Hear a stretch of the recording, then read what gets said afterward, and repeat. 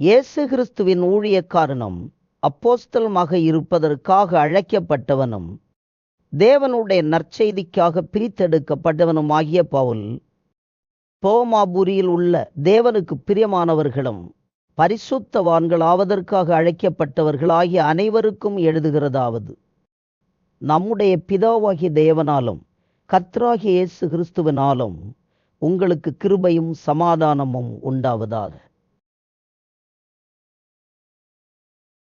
இயேசு கிறிஸ்துவை குறித்து தேவன் தம்முடைய தீர்க்கதரிசிகள் மூலமாக பரிசுத்த வேதாகமங்களில் முன்னமே தம்முடைய நற்செய்தியை பற்றி வாக்கு தத்தம் பண்ணினபடி கர்த்தராகிய இயேசு கிறிஸ்துவானவர் சரீரத்தின்படி தாவீதின் வம்சத்தில் பிறந்தவரும் பரிசுத்த ஆவியின்படி தேவனுடைய குமாரர் என்று மரித்தோரிலிருந்து உயிரோடு எழுந்ததினாலே பலமாக நிரூபிக்கப்பட்ட தேவகுமாரனுமாக இருக்கிறார். அவர் எல்லா தேசத்து மக்களையும் அவர்களுக்குள் இயேசு கிறிஸ்துவினால் அழைக்கப்பட்டவர்களாகிய உங்களையும் தமது நாமத்து நிமித்தம் விசுவாசத்திற்கு கீழ்ப்படிய பண்ணுவதற்காக எங்களுக்கு கிருபையையும் அப்போஸ்தல ஊழியத்தையும் கொடுத்திருக்கிறார். உங்களுடைய விசுவாசம் உலகமெங்கும் பிரசித்தமாகிறபடியினாலே முதலாவது நான் உங்கள் எல்லோருக்காகவும் இயேசு கிறிஸ்து மூலமாக என் தேவனுக்கு நன்றி செலுத்துகிறேன். நான் ஜெபம் பண்ணும் போதெல்லாம் இடைவிடாமல் உங்களை நினைத்து கொண்டிருக்கிறதை குறித்து தேவகுமாரனுடைய நற்செய்தியினாலே என் ஆவியோடு நான் வணங்குகிற தேவன் எனக்கு சாட்சியாக இருக்கிறார். நீங்கள் உறுதிப்படுத்தப்படுவதற்காக ஆவிக்குரிய சில வரங்களை உங்களுக்கு கொடுப்பதற்காகவும் உங்களுக்குள்ளும் எனக்குள்ளும் உள்ள விசுவாசத்தினால் உங்களோடு நானும் ஆறுதல் அடைவதற்கும் உங்களை பார்க்க ஆவலாக இருக்கிறதுனாலே நான் எப்படியாவது உங்களிடம் வருகிறதற்கு தேவனுடைய விருப்பத்தினாலே எனக்கு நல்ல பயணம் சீக்கிரத்தில் அமைய வேண்டும் என்று ஜெபித்துக் கொள்கிறேன்.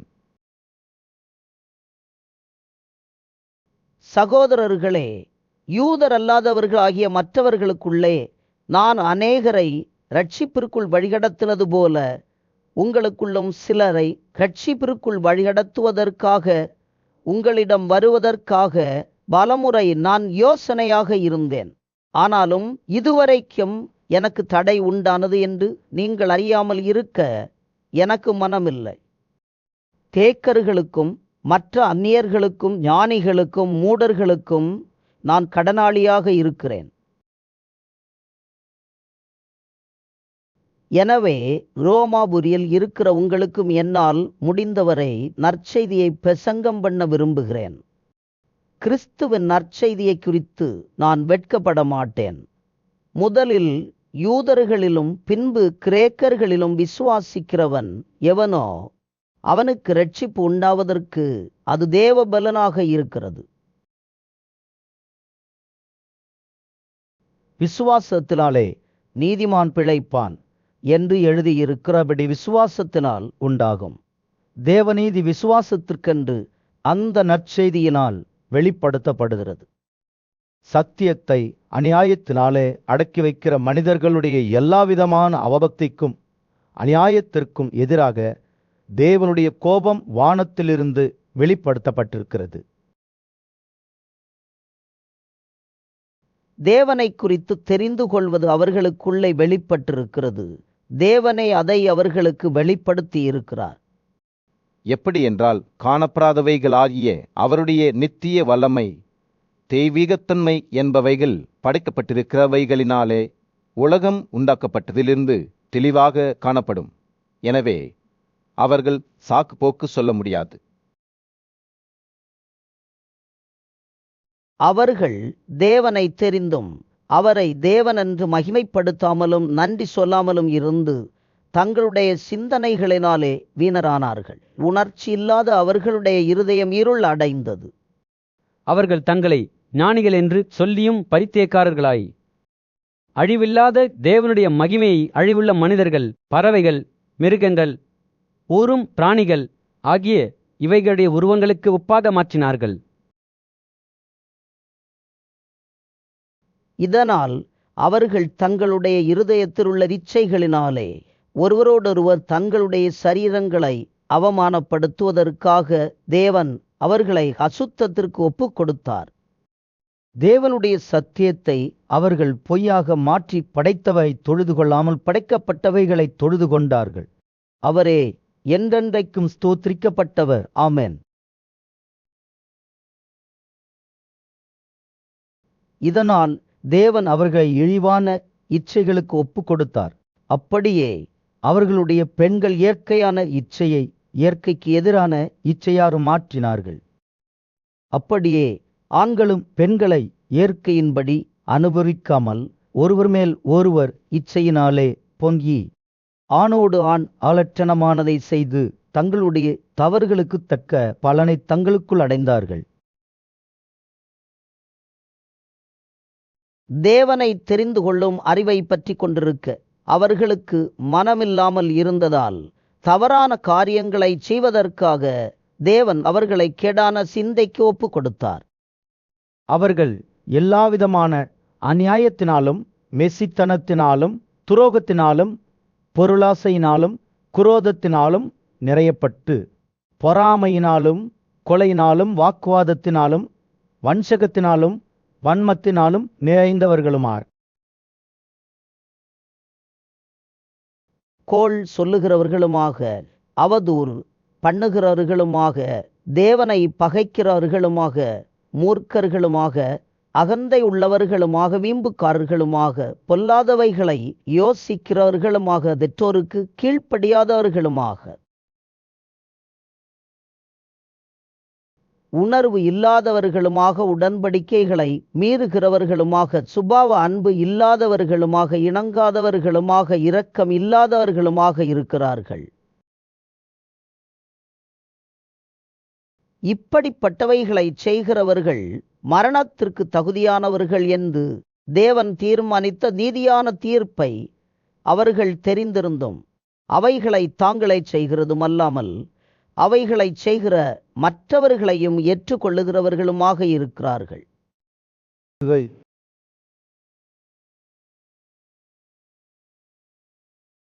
ஆகவே மற்றவர்களை குற்றவாளியாக தீர்க்கிறவனே, நீ யாரானாலும் சரி சாக்கு போக்கு சொல்ல முடியாது.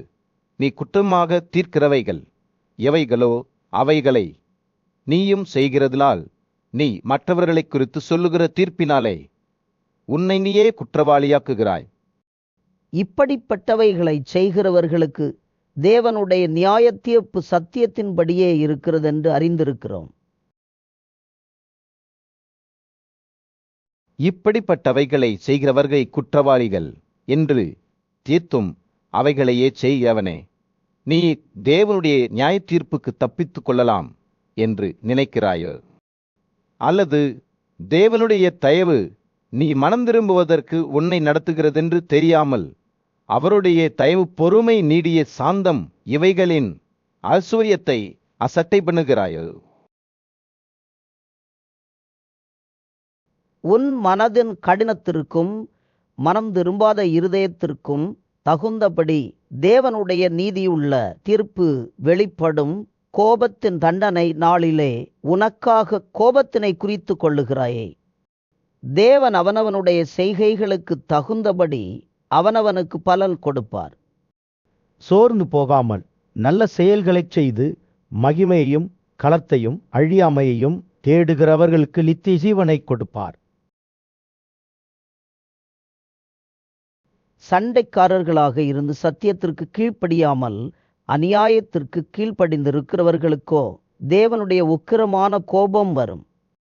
முதலில் யூதர்களிலும் பின்பு கிரேக்கர்களிலும் பொல்லாப்பு செய்கிற எந்த ஒரு மனிதனுக்கும் உபத்திரவமும் வியாகுலமும் உண்டாகும். முதலில் யூதர்களிலும் பின்பு கிரேக்கர்களிலும் எவன் நன்மை செய்கிறானோ அவனுக்கு மகிமையும் கனமும் சமாதானமும் உண்டாகும். தேவனிடம் பட்சபாதம் இல்லை. எவர்கள் நியாயப்பிரமாணம் இல்லாமல் பாவம் செய்கிறார்களோ அவர்கள் நியாயப்பிரமாணம் இல்லாமல் கெட்டு போவார்கள். எவர்கள் நியாயப்பிரமாணத்திற்கு உட்பட்டவர்களாக பாவம் செய்கிறார்களோ அவர்கள் நியாயப்பிரமாணத்தினாலே நியாய தீர்ப்பு அடைவார்கள். நியாயப்பிரமாணத்தை கேட்கிறவர்கள் தேவனுக்கு முன்பாக நீதிமான்களாவதில்லை. நியாயப்பிரமாணத்தின்படி செய்கிறவர்களே நீதிமான்களாக்கப்படுவார்கள். அந்தியும் நியாயப்பிரமாணம் இல்லாத யூதர் அல்லாதோர் சுபாவமாக நியாயப்பிரமாணத்தின்படி செய்கிறபோது நியாயப்பிரமாணம் இல்லாத அவர்கள் தங்களுக்கு தாங்களே நியாயப்பிரமாணமாக இருக்கிறார்கள். அவர்களுடைய மனச்சாட்சியும் சாட்சியிடுகிறதுனாலும் குற்றம் உண்டு, குற்றம் இல்லை என்று அவர்களுடைய சிந்தனைகள் ஒன்றை ஒன்று தீர்க்கிறதுனாலும் நியாயப்பிரமாணத்திற்கு தகுந்த செயல்கள் தங்களுடைய இருதயங்களில் எழுதியிருக்கிறது என்று காண்பிக்கிறார்கள். என்னுடைய நற்செய்தியின்படியே தேவன் இயேசு கிறிஸ்துவைக் கொண்டு மனிதர்களுடைய இரகசியங்களை குறித்து நியாய தீர்ப்பு கொடுக்கும் நாளிலே இது விளங்கும். நீ யூதன் என்று பெயர் பெற்று நியாயப்பிரமாணத்தில் நிலைத்திருந்து தேவனை குறித்து நன்மை பாராட்டி நியாயப்பிரமாணத்தினால் உபதேசிக்கப்பட்டவனாக அவருடைய விருப்பத்தை அறிந்து நன்மை எது தீமை எது என்று தெரிந்து கொள்கிறாய். நீ உன்னை குருடர்களுக்கு வழிகாட்டியாகவும் இருளில் இருப்பவர்களுக்கு வெளிச்சமாகவும் பேதைகளுக்கு போதகனாகவும் குழந்தைகளுக்கு ஆசிரியராகவும் நியாயப்பிரமாணத்தின் அறிவையும் சத்தியத்தையும் காட்டிய சட்டமுடையவனாகவும் நினைக்கிறாயே. இப்படி இருக்க மற்றவர்களுக்கு போதிக்கிற நீ உனக்கு நீயே போதிக்காமல் இருக்கலாமா? திருடக்கூடாது என்று பிரசங்கம் பண்ணுகிற நீ திருடலாமா? விபசாரம் செய்யக்கூடாது என்று சொல்லுகிற நீ விபசாரம் செய்யலாமா? விக்கிரகங்களை அருவருக்கிற நீ கோவில்களை கொள்ளையடிக்கலாமா? நியாயப்பிரமாணத்தை குறித்து மேன்மை பாராட்டுகிற நீ நியாயப்பிரமாணத்தை மீறி நடந்து தேவனை கனவீனம் பண்ணலாமா? எழுதியிருக்கிறபடி தேவனுடைய நாமம் யூதர் அல்லாதவர்களுக்குள்ளே உங்கள் மூலமாக அவமதிக்கப்படுகிறதே. நீ நியாயப்பிரமாணத்திற்கு கீழ்ப்படிந்து நடந்தால் விருத்த சேதனம் பிரயோஜனம் உள்ளதுதான்.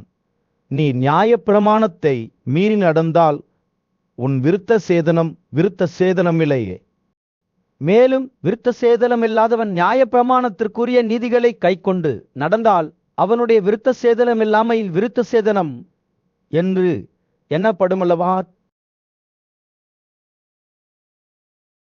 சுபாவத்தின்படி விருத்த சேதனம் இல்லாதவனாக இருந்தும் நியாயப்பிரமாணத்தை நிறைவேற்றுகிறவனாக இருந்தால் அவன் வேத எழுத்தும் விருத்த சேதனமும் உள்ளவனாக இருந்தும் நியாயப்பிரமாணத்தை மீறுகிற உன்னை குற்றப்படுத்துவானே. எனவே வெளிப்புறமாக யூதனானவன் யூதன் இல்லை, வெளிப்புறமாக சரீரத்தில் செய்யப்படும் விருத்த சேதனமும் விருத்த சேதனம் இல்லை. உள்ளத்திலே யூதனானவனே யூதன் எழுத்தின்படி உண்டாகாமல் ஆவியின்படி இருதயத்தில் உண்டாகும் விருத்த சேதனமே விருத்த சேதனம். இப்படிப்பட்டவனுக்கு வரும் புகழ்ச்சி மனிதராலே உண்டாகவில்லை, தேவனாலே உண்டாயிருக்கிறது. இப்படியானால் யூதனுடைய மேன்மை என்ன? விருத்த சேதனத்தினாலே பிரயோஜனம் என்ன? அது எல்லாவிதத்திலும் உயர்ந்ததாக இருக்கிறது. தேவனுடைய வாக்கியங்கள் அவர்களிடத்தில் ஒப்புவிக்கப்பட்டது. விசேஷித்த மேன்மையாமே.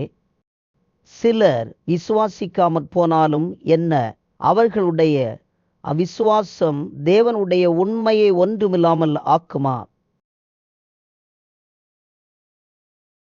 அப்படியாக்காது. நிருமுடைய வசனங்களில் நீதிமானாக விளங்கவும் உம்முடைய நியாயம் விசாரிக்கப்படும் போது வெற்றியடையவும் இப்படியானது என்று எழுதியிருக்கிறபடி தேவனே சத்தியவான் என்றும் எந்த மனிதனும் பொய்யன் என்றும் சொல்வோமாக. நான் மனிதர்கள் பேசுகிறது போல பேசுகிறேன். நம்முடைய அநீதி தேவனுடைய நீதியை காண்பித்தால் என்ன சொல்லுவோம்? கோபத்தை காட்டுகிற தேவன் அநீதி உள்ளவராக இருக்கிறார் என்று சொல்லலாமா? அப்படி சொல்லக்கூடாது. அப்படி சொன்னால் தேவன் உலகத்தை நியாயந்தீர்ப்பது எப்படி? அன்றியும் என் பொய்யினாலே தேவனுடைய சத்தியம் அவருக்கு மகிமை உண்டாக விளங்கிறதுண்டானால் இனி நான் பாவி என்று தீர்க்கப்படுவது ஏன்? நன்மை வருவதற்காக தீமை செய்வோமாக என்றும் சொல்லலாம் அல்லவா? நாங்கள் அப்படி போதிக்கிறவர்கள் என்றும் சிலர் எங்களை அவமதிக்கிறார்களே. அப்படி போதிக்கவர்கள் மேல் வரும் தண்டனை நீதியாக இருக்கும். ஆனாலும் என்ன, அவர்களை விட நாங்கள் விசேஷமானவர்களா?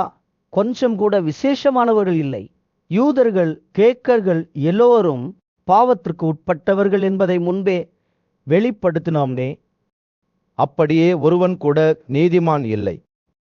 உணர்வுள்ளவன் இல்லை, தேவனை தேடுகிறவன் இல்லை. எல்லோரும் வழிதவறி ஒன்றாக கெட்டுப் போனார்கள். நன்மை செய்கிறவன் இல்லை, ஒருவன் கூட இல்லை. அவர்கள் தொண்டை திறக்கப்பட்ட சவக்குழி, தங்களுடைய நாக்குகளால் ஏமாற்றுகிறார்கள். அவர்களுடைய உதடுகளின் கீழே பாம்பின் விஷம் இருக்கிறது. அவர்கள் வாய் சபிக்கிறதினாலும் கசப்பினாலும் நிறைந்திருக்கிறது. அவர்கள் கால்கள் இரத்தம் சிந்துகிறதற்கு அலைகிறது. நாசமும் உபத்திரவமும் அவர்கள் வழிகளில் இருக்கிறது. சமாதான வழியை அவர்கள் தெரிந்து கொள்ளாமல் இருக்கிறார்கள். அவர்கள் கண்களுக்கு முன்பாக தேவபயம் இல்லை என்று எழுதியிருக்கிறதே. மேலும் வாய்கள் எல்லாம் அடைக்கப்படுவதற்கும் உலகத்தார் எல்லோரும் தேவனுடைய தண்டனை தீர்ப்புக்கு உள்ளானவர்களாவதற்கும் நியாயப்பிரமாணம் சொல்லுகிறதெல்லாம் நியாயப்பிரமாணத்திற்கு உட்பட்டிருக்கிறவர்களுக்கே சொல்லுகிறது என்று தெரிந்திருக்கிறோம். இப்படி இருக்க பாவத்தை தெரிந்து கொள்ளுகிற அறிவு நியாயப்பிரமாணத்தினால் வருகிறதுனால் எந்த மனிதனும் நியாயப்பிரமாணத்தின் செயல்களினாலே தேவனுக்கு முன்பாக நீதிமானாக்கப்படுவது இல்லை. இப்படி இருக்க நியாயப்பிரமாணம் இல்லாமல் தேவநீதி வெளியாக்கப்பட்டிருக்கிறது. அதற்கு நியாயப்பிரமாணமும் தீர்க்க தரிசனங்களும் சாட்சியாக இருக்கிறது. அது இயேசு கிறிஸ்துவை விசுவாசிக்கும் விசுவாசத்தினாலே வரும் தேவநீதியை விசுவாசிக்கிற எல்லோருக்குள்ளும் எவர்கள் மேலும் அது வரும் வித்தியாசமே இல்லை. எல்லோரும் பாவம் செய்து தேவ மகிமை இல்லாதவர்களாகி இலவசமாக அவருடைய கிருபையினாலே கிறிஸ்து இயேசுவில் உள்ள மீட்பை கொண்டு நீதிமான்களாக்கப்படுகிறார்கள்.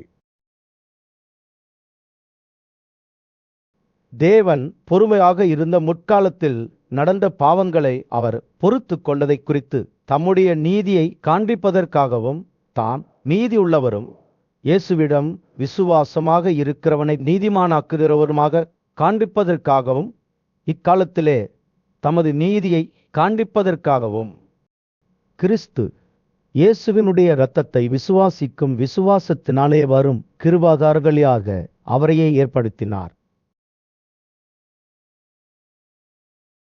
இப்படி இருக்க மேன்மை பாராட்டுவது எங்கே அது நீக்கப்பட்டது? எந்த பிரமாணத்தினாலே? செய்கையின் பிரமாணத்தினாலா? இல்லை, விசுவாச பிரமாணத்தினாலே. எனவே மனிதன் நியாயப்பிரமாணத்தின் செயல்கள் இல்லாமல் விசுவாசத்தினாலேயே நீதிமானாக்கப்படுகிறான் என்று தீர்மானிக்கிறோம். தேவன் யூதர்களுக்கு மட்டுமா? தேவன் யூதர் அல்லாதோர்களுக்கும் தேவன் அல்லவா? ஆம், யூதர் அல்லாதோர்களுக்கும் அவர் தேவன்தான். விருத்த சேதனம் உள்ளவர்களை விசுவாசத்தினாலும் விருத்த சேதனம் இல்லாதவர்களை விசுவாசத்தின் மூலமாகவும் நீதிமான்களாக்குகிற தேவன் ஒருவரே. அப்படியானால் விசுவாசத்தினாலே நியாயப்பிரமாணத்தை ஒன்றுமில்லாமல் ஆக்குகிறோமா? அப்படி இல்லை, நியாயப்பிரமாணத்தை நிலைநிறுத்துகிறோமே.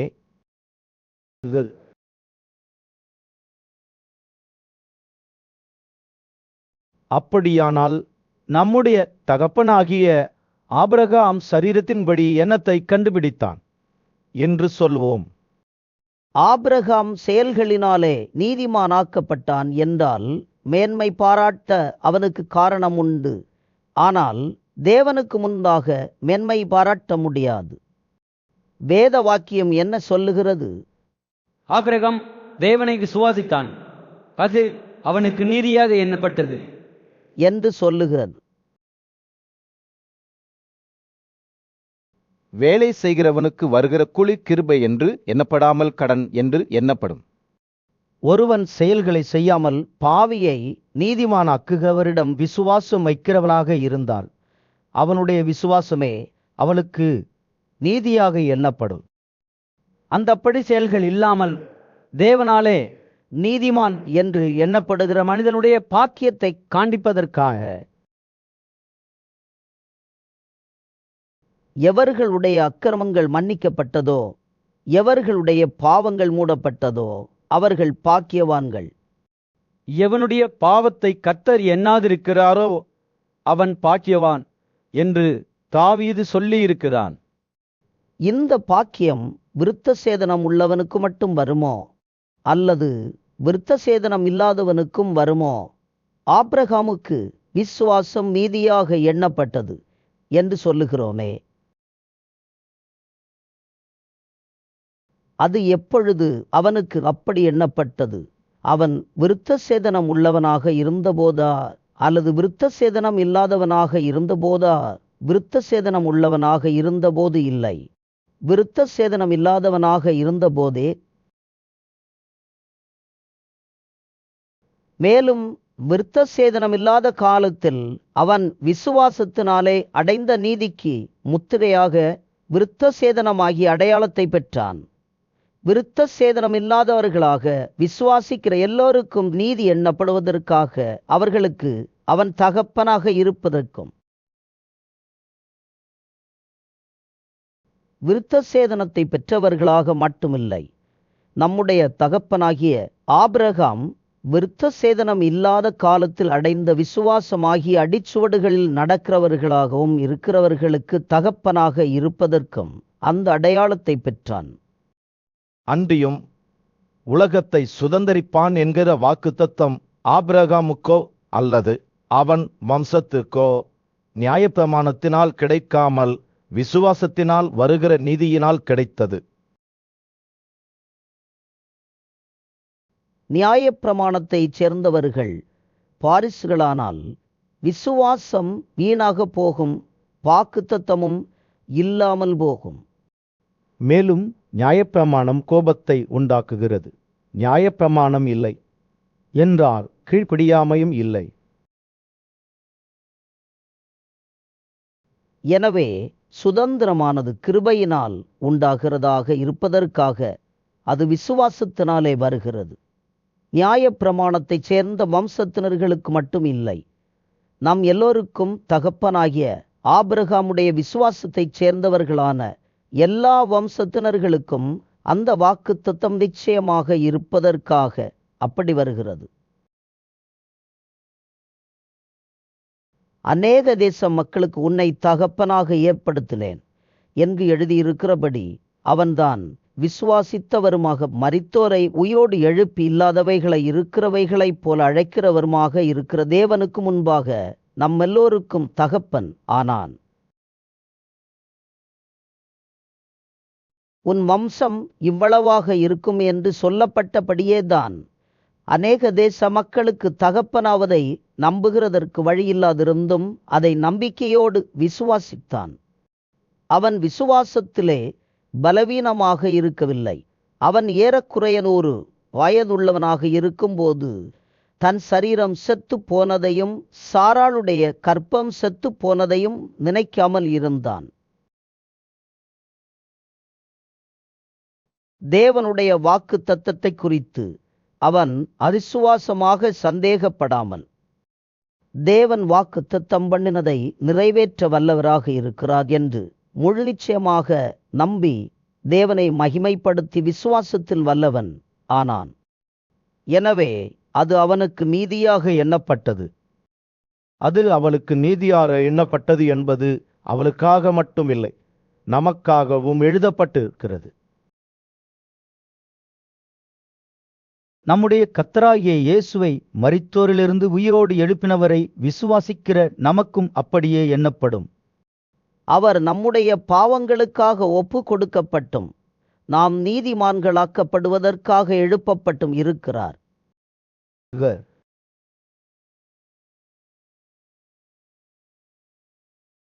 இந்த விதமாக நாம் விசுவாசத்தினாலே நீதிமான்களாக்கப்பட்டிருக்கிறதுனால் நம்முடைய கர்த்தராகிய இயேசு கிறிஸ்துவின் மூலமாக தேவனிடம் சமாதானம் பெற்றிருக்கிறோம்.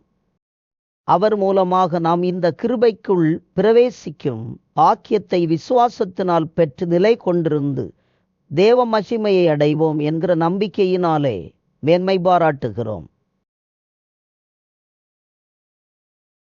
அது மட்டும் இல்லை, உபத்திரவம் பொறுமையையும், பொறுமை பரீட்சையையும், பரீட்சை நம்பிக்கையையும் உண்டாக்குகிறது என்று நாங்கள் அறிந்து உபத்திரவங்களிலும் மேன்மை பாராட்டுகிறோம். மேலும் நமக்கு அருளப்பட்ட பரிசுத்த ஆவியானவரான தேவ அன்பு நம்முடைய இருதயங்களில் ஊற்றப்பட்டிருக்கிறதினால் அந்த நம்பிக்கை நம்மை வெட்கப்படுத்தாது. அன்றியும் நாம் பலன் இல்லாதவர்களாக இருக்கும்போதே குறித்த காலத்தில் கிறிஸ்து அக்கிரமக்காரர்களுக்காக மரித்தார். நீதிமானுக்காக ஒருவன் இறப்பது அரிது, நல்லவனுக்காக ஒருவேளை ஒருவன் மரிக்கத் துணிவான். நாம் பாவிகளாக இருக்கும்போது கிறிஸ்து நமக்காக மரித்ததினாலே தேவன் நம்மேல் வைத்த அவரது அன்பை நிரூபிக்கிறார். இப்படி நாம் அவருடைய இரத்தத்தினாலே நீதிமான்களாக்கப்பட்டிருக்க தேவனுடைய கோபத்திற்கு தப்பி அவராலே நாம் ரட்சிக்கப்படுவது அதிக நிச்சயமே. நாம் தேவனுக்கு பகைவர்களாக இருக்கும்போது அவருடைய குமாரனின் மரணத்தினாலே அவரோடு ஒப்புரவாக்கப்பட்டோம் என்றால், ஒப்புரவாக்கப்பட்ட பின்பு நாம் அவருடைய ஜீவனாலே ரட்சிக்கப்படுவது அதிக நிச்சயமே. அது மட்டும் இல்லாமல் இப்பொழுது ஒப்புரவாகுதலை நமக்கு கிடைக்க பண்ணின நம்முடைய கர்த்தராகிய இயேசு கிறிஸ்து மூலமாக நாம் தேவனுக்குள் களி கூறுகிறோம்.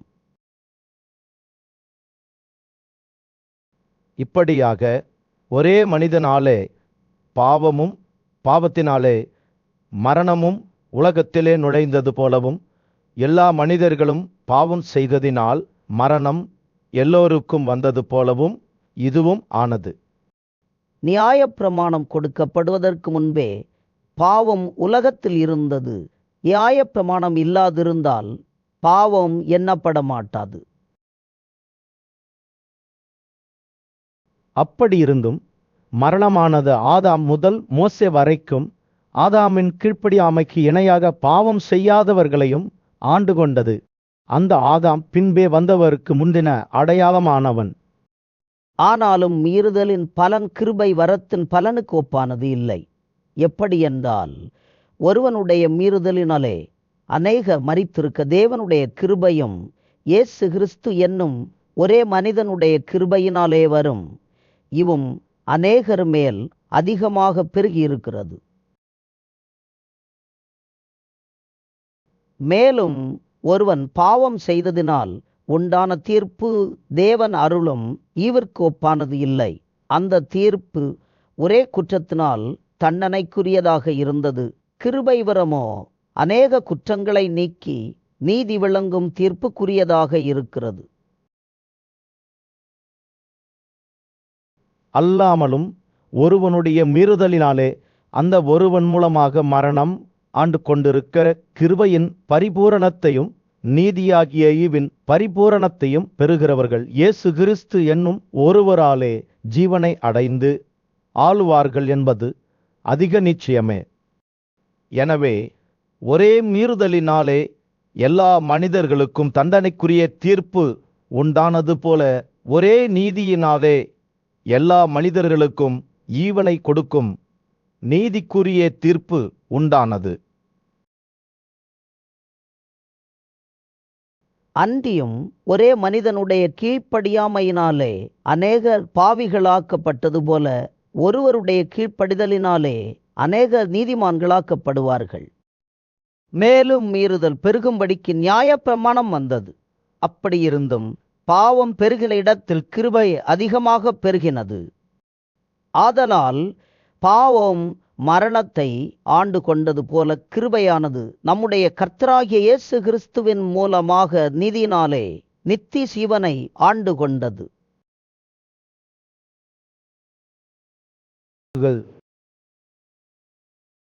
ஆகவே என்ன சொல்லுவோம்? கிருபை பெருகுவதற்காக பாவத்திலே நிலைநிற்கலாம் என்று சொல்லுவோமா? சொல்லக்கூடாதே. பாவத்திற்கு மரித்த நாம் இனி அதிலே எப்படி வாழ்வோம்? கிறிஸ்து இயேசுவிற்குள்ளாக ஞானஸ்நானம் பெற்ற நாம் அனைவரும் அவருடைய மரணத்திற்குள்ளாக ஞானஸ்நானம் பெற்றதை அறியாமல் இருக்கிறீர்களா?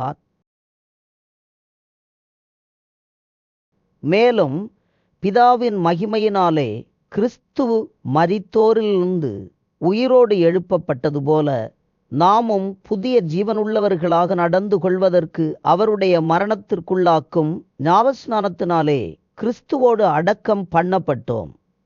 ஆகவே அவருடைய மரணத்தில் சாயலில் நாம் இணைக்கப்பட்டவர்களானால் அவர் உயிர்த்தெழுதலின் சாயலிலும் இணைக்கப்பட்டிருப்போம். நாம் இனி பாவத்திற்கு அடிமையாக இல்லாதபடிக்கு பாவ சரீரம் ஒழிந்து போவதற்காக நம்முடைய பழைய மனிதன் அவரோடு சிலுவையில் அறையப்பட்டதென்று அறிந்திருக்கிறோம். மரித்தவன் பாவத்திற்கு நீங்கி விடுதலையாக்கப்பட்டிருக்கிறானே. எனவே கிறிஸ்துவோடு நாம் மரித்தோம் என்றால் அவரோடு பிழைத்தும் இருப்போம் என்று நம்புகிறோம். மரித்தோரிலிருந்து உயிரோடு எழுந்த கிறிஸ்து இனி இறப்பதில்லை என்று அறிந்திருக்கிறோம். மரணம் இனி அவரை ஆண்டு கொள்ளுவதில்லை. அவர் மரித்தது பாவத்திற்கென்று ஒரே முறை மரித்தார். அவர் பிழைத்திருக்கிறது. தேவனுக்கென்று பிழைத்திருக்கிறார். அப்படியே நீங்களும் உங்களை பாவத்திற்கு மரித்தவர்களாகவும் நம்முடைய கர்த்தராகிய இயேசு கிறிஸ்துவிற்குள் தேவனுக்கென்று பிழைத்திருக்கிறவர்களாகவும் எண்ணிக்கொள்ளுங்கள். ஆகவே நீங்கள் சரீர இச்சைகளின்படி பாவத்திற்கு கீழ்ப்படிவதற்காக மரணத்திற்குரிய உங்களுடைய சரீரத்தில் பாவம் ஆளுகை செய்யாமல் இருக்கட்டும். நீங்கள் உங்களுடைய சரீர உறுப்புகளை அநீதியின் ஆயுதங்களாக பாவத்திற்கு ஒப்பு கொடுக்காமல் உங்களை மரித்தோரிலிருந்து பிழைத்திருக்கிறவர்களாக தேவனுக்கு ஒப்பு கொடுத்து உங்களுடைய சரீர உறுப்புகளை நீதிக்குரிய ஆயுதங்களாக தேவனுக்கு ஒப்பு கொடுங்கள். நீங்கள் நியாயப்பிரமாணத்திற்கு கீழ்ப்பட்டிராமல் கிருபைக்கு கீழ்ப்பட்டிருக்கிறதினால் பாவம் உங்களை மேற்கொள்ள முடியாது. இதனால் என்ன? நாம் நியாயப்பிரமாணத்திற்கு கீழ்ப்பற்றாமல் கிருபைக்கு கீழ்ப்பட்டிருக்கிறதினால் பாவம் செய்யலாமா? செய்யக்கூடாதே. மரணத்திற்குரிய பாவத்திற்கானாலும் நீதிக்குரிய கீழ்ப்படிதலுக்கானாலும் எதற்கு கீழ்ப்படிவதற்காக உங்களை அடிமைகளாக ஒப்பு கொடுக்கிறீர்களோ அதற்கே அடிமைகளாக இருக்கிறீர்கள் என்று தெரியாமல் இருக்கிறீர்களா? முன்பு நீங்கள் பாவத்திற்கு அடிமைகளாக இருந்தும் இப்பொழுது உங்களுக்கு ஒப்புவிக்கப்பட்ட உபதேச சட்டத்திற்கு நீங்கள் மனப்பூர்வமாக கீழ்ப்படிந்ததினாலே தேவனுக்கு ஸ்தோத்திரம். பாவத்திலிருந்து நீங்கள் விடுதலையாக்கப்பட்டு நீதிக்கு அடிமைகளானீர்கள். உங்களுடைய சரீர பலவீனத்தினால் மனிதர்கள் பேசுகிறது போல பேசுகிறேன். அக்கிரமத்தை செய்வதற்காக முன்பே நீங்கள் உங்களுடைய சரீர உறுப்புகளை அசுத்தத்திற்கும் அக்கிரமத்திற்கும் அடிமைகளாக ஒப்பு கொடுத்தது போல இப்பொழுது பரிசுத்தமானதை செய்வதற்காக உங்களுடைய சரீர உறுப்புகளை நீதிக்கு அடிமையாக ஒப்பு கொடுங்கள். பாவத்திற்கு நீங்கள் அடிமைகளாக இருந்த காலத்தில் நீதிக்கு விலகினவர்களாக இருந்தீர்கள். இப்பொழுது உங்களுக்கு வெட்கமாக தெரிகிற காரியங்களினாலே அந்த காலத்தில் உங்களுக்கு என்ன பலன் கிடைத்தது? அவைகளின் முடிவு மரணமே. இப்பொழுது நீங்கள் பாவத்திலிருந்து விடுதலையாக்கப்பட்டு தேவனுக்கு அடிமைகளானதினால் பரிசுத்தமாகுதல் உங்களுக்கு கிடைக்கும் பலன் முடிவோ நித்திய ஜீவன். பாவத்தின் சம்பளம் மரணம். தேவனுடைய கிருபை வரமோ நம்முடைய கர்த்தராகிய இயேசு கிறிஸ்துவினால் உண்டான நித்திய ஜீவன். நியாயப்பிரமாணத்தை தெரிந்திருக்கிறவர்களோடு பேசுகிறேன். சகோதரர்களே, ஒரு மனிதன் உயிரோடு இருக்கும் வரைக்கும் நியாயப்பிரமாணம் அவனை ஆளுகிறது என்று தெரியாமல் இருக்கிறீர்களா? அது எப்படி என்றால், கணவனை உடைய ஒரு பெண் தன் கணவன் உயிரோடு இருக்கும் வரை நியாயப்பிரமாணத்தின்படி அவனுடைய நிபந்தனைக்கு உட்பட்டிருக்கிறாள். கணவன் மரித்த பின்பு கணவனை பற்றிய பிரமாணத்திலிருந்து விடுதலையாகி இருக்கிறான். ஆகவே கணவன் உயிரோடு இருக்கும்போது அவள் வேறொரு மனிதனை திருமணம் செய்தால் அவள் விதசாரி என்று சொல்லப்படுவாள். ஆனால் கணவன் மரித்த பின்பு அவர் அந்த பிரமாணத்திலிருந்து விடுதலையானபடியால் வேறொரு மனிதனை திருமணம் செய்தாலும் அவள் விபசாரி இல்லை. அதுபோல என் சகோதரர்களே, நீங்கள் மரித்தோரிலிருந்து உயிரோடு எழுந்த கிறிஸ்து என்னும் வேறொருவருடையவர்களாரி தேவனுக்கென்று பலன் கொடுப்பதற்காக கிறிஸ்துவின் சரீரத்தினாலே நியாயப்பிரமாணத்திற்கு மரித்தவர்களானீர்கள். நாம் சரீரத்திற்கு உட்பட்டிருந்த காலத்தில் நியாயப்பிரமாணத்தினாலே தோன்றிய பாவ இச்சைகள் மரணத்திற்குரிய பலன்களை கொடுக்கக்கூடியதாக நம்முடைய சரீர உறுப்புகளிலே பலன் செய்தது. இப்பொழுதோ நாம் பழமையான எழுத்தின்படி இல்லை, புதுமையான ஆவியின்படி ஊழியம் செய்வதற்காக நம்மை கட்டியிருந்த நியாயப்பிரமாணத்திற்கு நாம் மரித்தவர்களாகி அதிலிருந்து விடுதலையாக்கப்பட்டிருக்கிறோம். எனவே என்ன சொல்லுவோம்? நியாயப்பிரமாணம் பாவமோ? இல்லையே, பாவம் என்னவென்று நியாயப்பிரமாணத்தினால்தான் நான் தெரிந்து கொண்டேனே தவிர மற்றபடி இல்லை. இச்சிக்காமல் இருப்பாயாக என்று நியாயப்பிரமாணம் சொல்லாதிருந்தால் இச்சை பாவம் என்று நான் தெரியாமல் இருப்பேனே. பாவமானது கட்டளையினாலே வாய்ப்பை பெற்று எல்லாவிதமான இச்சைகளையும் எனக்குள் நடப்பித்தது. நியாயப்பிரமாணம் இல்லாவிட்டால் பாவம் செத்ததாக இருக்குமே. முன்பே நியாயப்பிரமாணம் இல்லாதவனாக இருந்தபோது நான் ஜீவனுள்ளவனாக இருந்தேன். கட்டளை வந்தபோது பாவம் உயிர் கொண்டது, நான் மரித்தவனானேன். இப்படி இருக்க ஜீவனுக்குரிய கட்டளை எனக்கு மரணத்திற்குரியதாக இருப்பதை பார்த்தேன். பாவமானது கட்டளையினாலே வாய்ப்பை பெற்று என்னை ஏமாற்றியது, அதனாலே என்னை கொண்டது. எனவே நியாயப்பிரமாணம் பரிசுத்தம் உள்ளது, கட்டளையும் பரிசுத்தமாகவும் நீதியாகவும் நன்மையாகவும் இருக்கிறது. இப்படி இருக்க நன்மையானது எனக்கு மரணமானதோ? அப்படி இல்லை, பாவமே எனக்கு மரணமானது. பாவம் கட்டளையினாலே அதிக பாவம் உள்ளதாவதற்கும் அது நன்மையானதை கொண்டு எனக்கு மரணத்தை உண்டாக்கினதினாலே பாவமாகவே இருக்கும்படிக்கும் அப்படியானது. மேலும் நமக்கு தெரிந்திருக்கிறபடி நியாயப்பிரமாணம் ஆவிக்குரியதாக இருக்கிறது, நானோ பாவத்திற்கு கீழாக விற்கப்பட்டு சரீரத்திற்குரியவனாக இருக்கிறேன். எப்படி என்றால், நான் செய்கிறது எனக்கே புரியவில்லை. நான் விரும்புகிறதை செய்யாமல் நான் வெறுக்கிறதையே செய்கிறேன். இப்படி நான் விரும்பாததை செய்கிறவனாக இருக்க நியாயப்பிரமாணம் நல்லது என்று ஏற்றுக்கொள்ளுகிறேனே. எனவே நான் இல்லை, எனக்குள் வாழ்கிற பாவமே அப்படி செய்கிறது. அது எப்படி என்றால், என்னிடம், அதாவது என் சரீரத்தில் நன்மை வாழ்கிறதில்லை என்று நான் அறிந்திருக்கிறேன். நன்மை செய்ய வேண்டும் என்கிற விருப்பம் என்னிடம் இருக்கிறது, நன்மை செய்வதோ என்னிடம் இல்லை. எனவே நான் விரும்புகிற நன்மையை செய்யாமல் விரும்பாத தீமையையே செய்கிறேன்.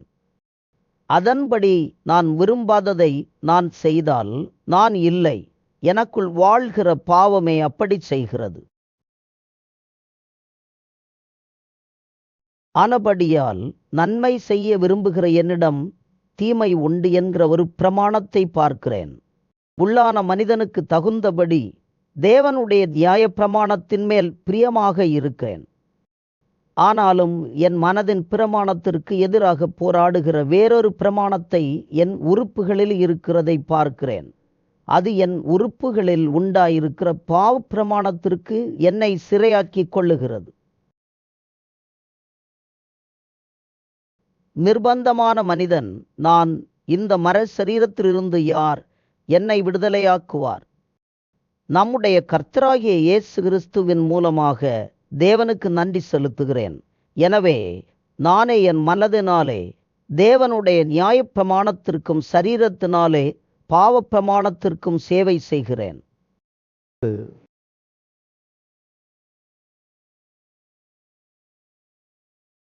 ஆனபடியால் கிறிஸ்து இயேசுவுக்கு உட்பட்டவர்களாக என்று சரீரத்தின்படி நடக்காமல் ஆவியானவருக்கு ஏற்றபடி நடக்கவர்களுக்கு தண்டனை தீர்ப்பு இல்லை. சீவனுடைய ஆவியானவரின் பிரமாணம் கிறிஸ்து இயேசுவுக்குள் என்னை பாவம் மரணம் என்பவைகளின் பிரமாணத்திலிருந்து விடுதலையாக்கினதே. அது எப்படி என்றால், சரீரத்தினாலே பலவீனமாக்கப்பட்ட நியாய பிரமாணம் செய்ய முடியாததை தேவனே செய்வதற்காக தம்முடைய குமாரனை பாவ சரீரத்தின் சாயலாகவும் பாவத்தை நீக்கும் பலியாகவும் அனுப்பி சரீரத்திலே பாவத்தை தண்டனைக்குள்ளாக தீர்த்தார். சரீரத்தின்படி நடக்காமல் ஆவியானவருக்கு ஏற்றபடி நடக்க நம்மிடம் நியாயப்பிரமாணத்தின் நீதி நிறைவேறுவதற்காகவே அப்படி செய்தார். அன்றியும் சரீரத்தின்படி நடக்கிறவர்கள் சரீரத்திற்குரியவைகளை சிந்திக்கிறார்கள். ஆவியானவருக்கு ஏற்றபடி நடக்கிறவர்கள் ஆவியானவருக்குரியவைகளை சிந்திக்கிறார்கள்.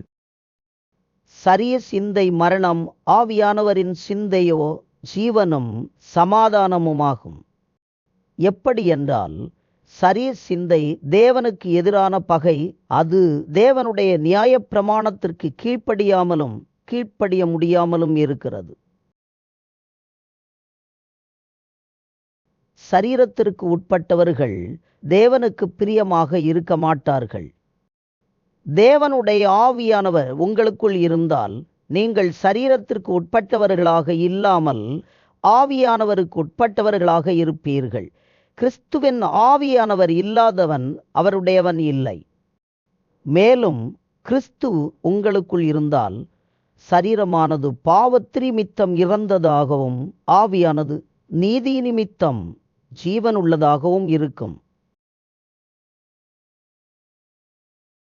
அன்றியும் இயேசுவை மரித்தோரிலிருந்து உயிரோடு எழுப்பினவருடைய ஆவியானவர் உங்களுக்குள் இருந்தால் கிறிஸ்துவை மரித்தோரிலிருந்து உயிரோடு எழுப்பினவர் உங்களுக்குள் வாழ்கிற தம்முடைய ஆவியானவராலே மரணத்திற்குரிய உங்களுடைய சரீரங்களையும் உயிர்ப்பிப்பார். எனவே சகோதரர்களே, சரீரத்தின்படி பிழைப்பதற்கு நாம் சரீரத்திற்கு கடனாளிகள் இல்லை. சரீரத்தின்படி பிழைத்தால் இறப்பீர்கள், ஆவியானவராலே சரீரத்தின் செயல்களை அழித்தால் பிழைப்பீர்கள். மேலும் எவர்கள் தேவனுடைய ஆவியானவராலே நடத்தப்படுகிறார்களோ அவர்கள் தேவனுடைய குமாரர்களாக இருக்கிறார்கள். அப்படியே திரும்பவும் பயப்படுகிறதற்கு நீங்கள் அடிமைத்தளத்தில் ஆவியை பெறாமல் ஆவியானவரால் அப்பா பிதாவே என்று கூப்பிடக்கூடிய பிள்ளை என்கிற உரிமையை பெற்றீர்கள்.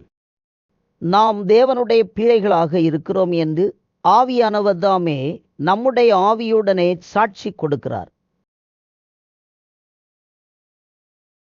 நாம் பிள்ளைகளானால் வாரிசுகளுமாமே, தேவனுடைய வாரிசுகளும் கிறிஸ்துவிற்கு உடன் வாரிசுகளுமாமே. கிறிஸ்துவோடு நாம் மகிமைப்படுவதற்காக அவரோடு பாடுபட்டால் அப்படி ஆகும். ஆதலால் இந்த காலத்து பாடுகள் இனி நம்மிடம் வெளிப்படும் மகிமைக்கு ஒப்பிடக்கூடியவைகள் அல்லவென்று எண்ணுகிறேன். மேலும் தேவனுடைய குமாரர்கள் வெளிப்படுத்தப்படுவதற்காக தேவனுடைய படைப்புகள் அதிக ஆவலோடு காத்து கொண்டிருக்கிறது. அது என்னவென்றால், படைப்புகள் அழிவிற்குரிய அடிமைத்தனத்தில் இருந்து விடுதலையாக்கப்பட்டு தேவனுடைய பிள்ளைகளுக்குரிய மகிமையான சுதந்திரத்தை பெற்றுக்கொள்ளும் என்கிற நம்பிக்கையோடு. அந்த படைப்புகள் சொந்த இஷ்டத்தினாலே இல்லை, கீழ்ப்படுத்தினவராலேயே மாயைக்கு கீழ்ப்பட்டிருக்கிறது. எனவே நமக்கு தெரிந்திருக்கிறபடி இதுவரைக்கும் படைப்புகள் எல்லாம் ஒன்றாக தவித்து பிரசவ வேதனைப்படுகிறது. அதுவும் இல்லாமல் ஆவியானவரின் முதற்பலன்களை பெற்ற நாமும் நம்முடைய சரீர மீட்பாகிய பிள்ளை என்கிற உரிமை வருகிறதற்கு காத்திருந்து நமக்குள்ளே தவிக்கிறோம். அந்த நம்பிக்கையினாலே நாம் ரட்சிக்கப்பட்டிருக்கிறோம். பார்க்கப்படுகிறதை நம்புகிறது நம்பிக்கை இல்லை. ஒருவன்தான் பார்க்கிறதை நம்ப வேண்டியது என்ன? நாம் பார்க்காததை நம்பினோமானால் அது வருகிறதற்கு பொறுமையோடு காத்திருப்போம்.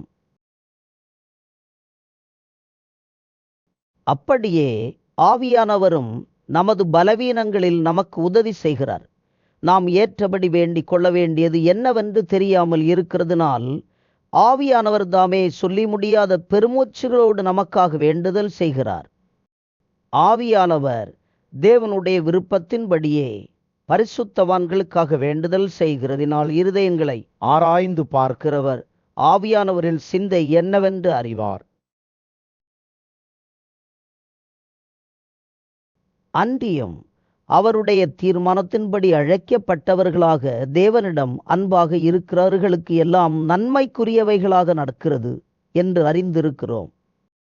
தம்முடைய குமாரன் அநேக சகோதரர்களுக்குள்ளே முதற் பேரானவராக இருப்பதற்காக தேவன் எவர்களை முன்னறிந்தாரோ அவர்களை தமது குமாரனுடைய சாயலுக்கு ஒப்பாக இருப்பதற்கு முன்குறித்திருக்கிறார்.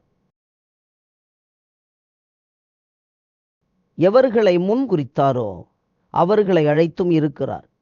எவர்களை அழைத்தாரோ அவர்களை நீதிமான்களாக்கியும் இருக்கிறார். எவர்களை நீதிமான்களாக்கினாரோ அவர்களை மகிமைப்படுத்தியும் இருக்கிறார். இவைகளை குறித்து நாம் என்ன சொல்லுவோம்? தேவன் நம்முடைய பட்சத்தில் இருந்தால் நமக்கு எதிராக இருப்பவன் யார்?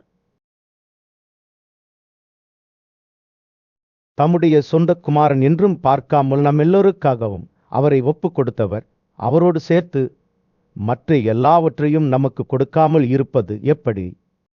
தேவன் தெரிந்து கொண்டவர்கள் மேல் குற்றம் சாட்டுகிறவன் யார்? தேவனே அவர்களை நீதிமான்களாக்குகிறவர்.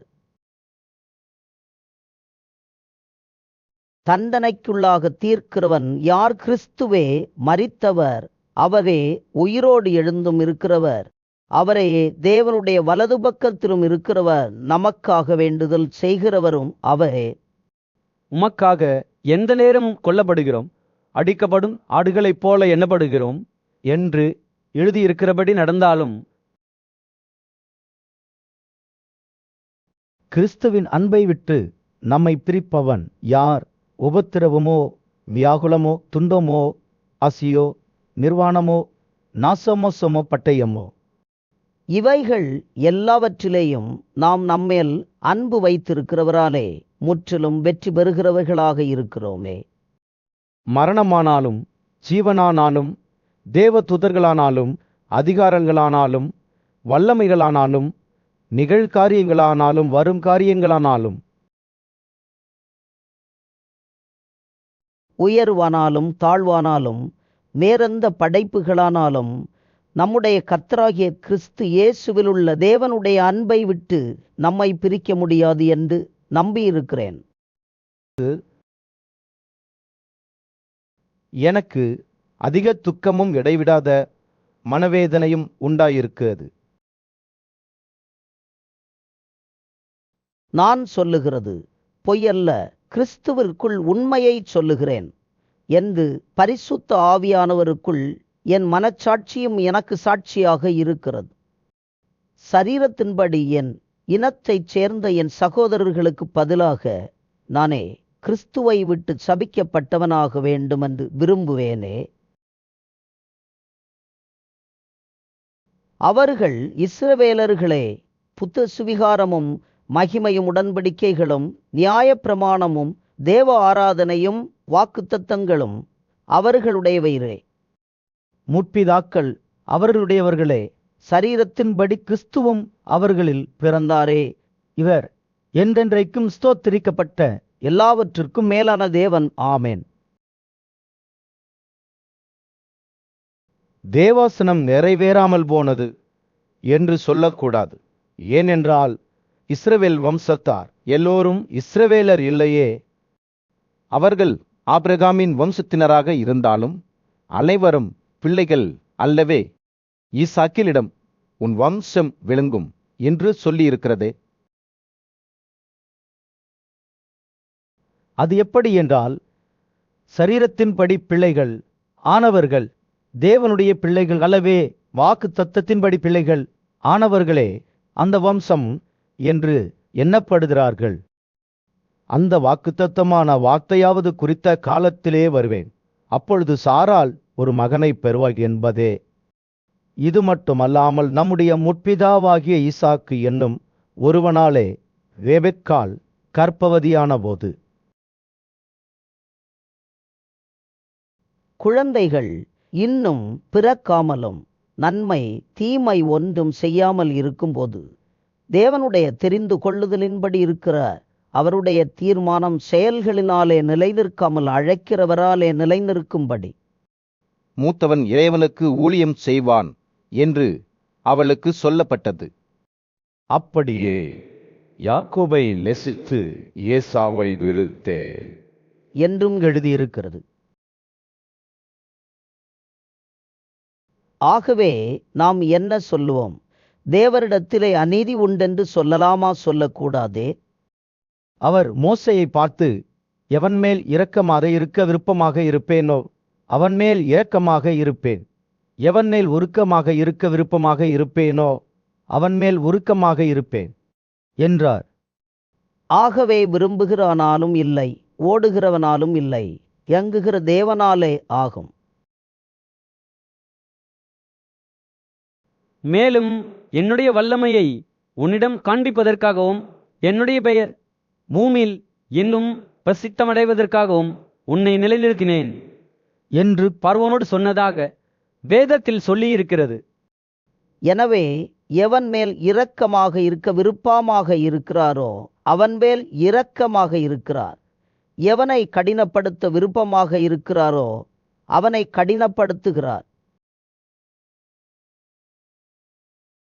அப்படியானால் அவர் இன்னும் ஏன் குற்றம் கண்டுபிடிக்கிறார்? அவருடைய விருப்பத்திற்கு எதிர்த்து நிற்பவன் யார் என்று என்னோடு சொல்லுவாள். அப்படியானால் மனிதனே, தேவனோடு எதிர்த்து வாக்குவாதம் செய்கிற நீ யார்? உருவாக்கப்பட்ட பொருள் உருவாக்கினவனை பார்த்து, நீ என்னை ஏன் இப்படி உருவாக்கினாய் என்று சொல்லலாமா? மிதிக்கப்பட்ட ஒரே களிமண்ணினாலே குயவன் ஒரு பாத்திரத்தை கனமான காரியத்துக்காகவும் ஒரு பாத்திரத்தை கனவீனமான காரியத்துக்காகவும் செய்கிறதற்கு மண்ணின் மேல் அவனுக்கு அதிகாரம் இல்லையோ? தேவன் தமது கோபத்தை காண்பிக்கவும் தமது வல்லமையை தெரிவிக்கவும் தாம் மகிமைக்காக ஆயத்தம் பண்ணின கிருபா பாத்திரங்கள் மேல் தம்முடைய மகிமையின் செல்வத்தை தெரியப்படுத்தவும் விருப்பமாக அழிவிற்கு ஆயத்தம் பண்ணப்பட்ட கோபத்தின் தண்டனையின் பாத்திரங்கள் மேல் மிகவும் நீடிய சாந்தத்தோடு பொறுமையாக இருந்தால் உனக்கு என்ன? அவர் யூதர்களிலிருந்து மட்டுமல்ல, யூதரல்லாத மக்களிடமிருந்து நம்மை அழைத்திருக்கிறாரே. அந்தப்படி எனக்கு மக்களாக இல்லாதவர்கள் என்னுடைய மக்கள் என்றும் நேசிக்கப்படாமல் இருந்தவளை நேசிக்கப்பட்டவள் என்றும் சொல்லி அழைத்து, நீங்கள் என்னுடைய மக்கள் இல்லை என்று அவர்களுக்கு சொல்லப்பட்ட இடத்திலே அவர்கள் ஜீவனுள்ள தேவனுடைய பிள்ளைகள் எனப்படுவார்கள் என்று ஓசியாவின் தீர்க்க தரிசனத்தில் சொல்லியிருக்கிறது. அல்லாமலும் இஸ்ரவேல் மக்களுடைய எண்ணிக்கை கடற்கரை மணலைப் போல இருந்தாலும் மீதியாக இருப்பவர்கள் மட்டும் ரட்சிக்கப்படுவார்கள் என்றும் அவர் நீதியோடு சீக்கிரமாக தம்முடைய காரியத்தை நிறைவேற்றுவார்.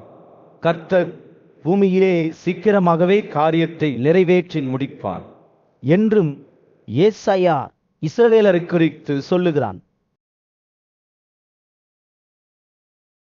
அல்லாமலும் ஏசாயா முன்பே சொன்னபடி சேனைகளின் கர்த்தர் நமக்குள்ளே ஒரு வம்சத்தை கூட மீதியாக வைக்காமல் இருந்தாரானால் நாம் சோதோமைப் போலாதி குமோராவைப் போல இருந்திருப்போம். இப்படி இருக்க நாம் என்ன சொல்லுவோம்? நீதியை தேடாத யூதரல்லாத மக்கள் நீதியை அடைந்தார்கள். அது விசுவாசத்தினால் உண்டாகும் நீதியே. நீதி பிரமாணத்தை தேடின இஸ்ரவேலரோ நீதி பிரமாணத்தை அடையவில்லை. ஏனென்றால் அவர்கள் விசுவாசத்தினாலே அதை தேடாமல் நியாயப்பிரமாணத்தின் செயல்களினாலே தேடினதினால் அதை அடையவில்லை. இடதற்கான கல்லில் இடறினார்கள். இதோ இடறுதற்கான கல்லையும் தவறுகிறதற்கான கன்மலையையும் சீயோனில் வைக்கிறேன். அவரிடம் விசுவாசமாக இருப்பவர் எவனோ அவன் வெட்கப்படுவதில்லை என்று எழுதியிருக்கிறபடி நடந்தது. இவர்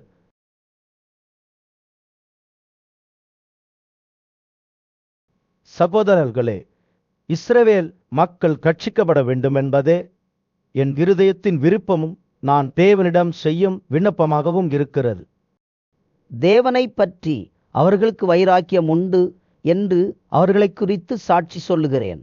ஆனாலும் அது அறிவுக்குரிய வைராக்கியம் இல்லை.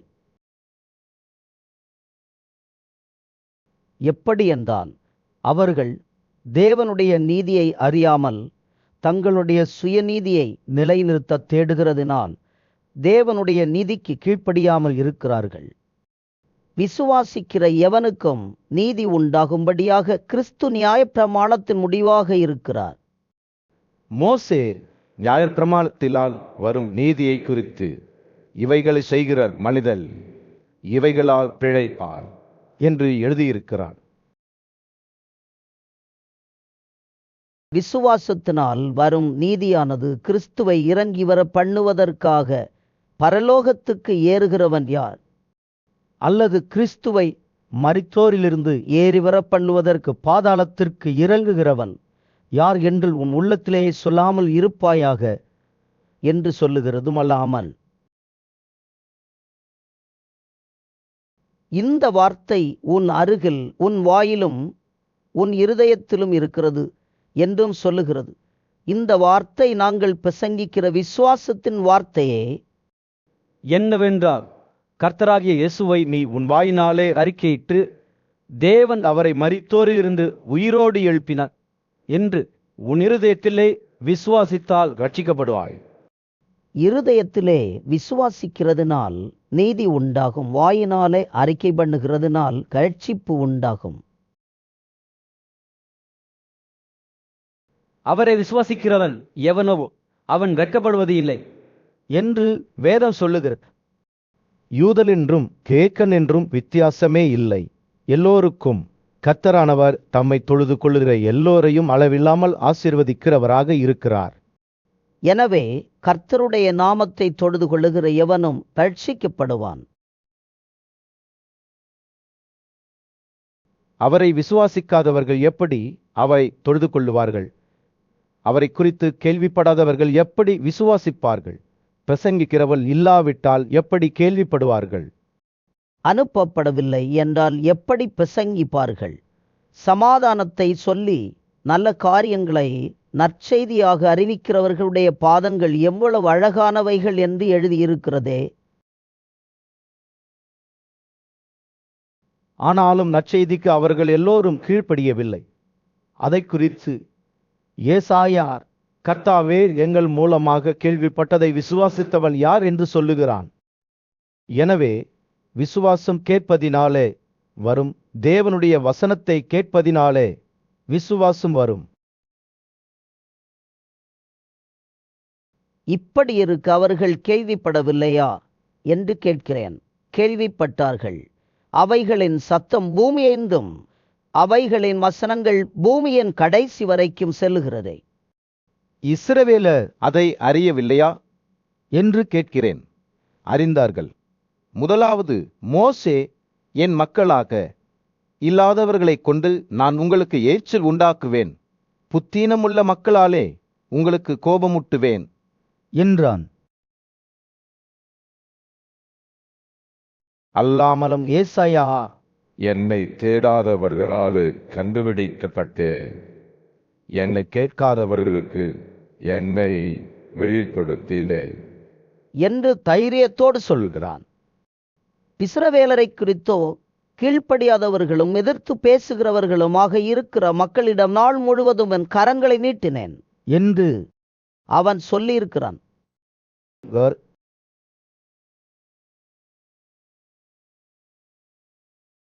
இப்படி இருக்க தேவன் தம்முடைய மக்களை தள்ளிவிட்டாரோ என்று கேட்கிறேன். தள்ளிவிடவில்லையே. நானும் ஆபிரகாமின் வம்சத்திலும் பென்யமீன் கோத்திரத்திலும் பிறந்த இஸ்ரவேலு. தேவன் தாம் முன்குறித்து கொண்ட தம்முடைய மக்களை தள்ளிவிடவில்லை. எலியாவை குறித்து சொல்லிய இடத்தில் வேதம் சொல்லுகிறதை தெரியாமல் இருக்கிறீர்களா? அவன் தேவனை பார்த்து,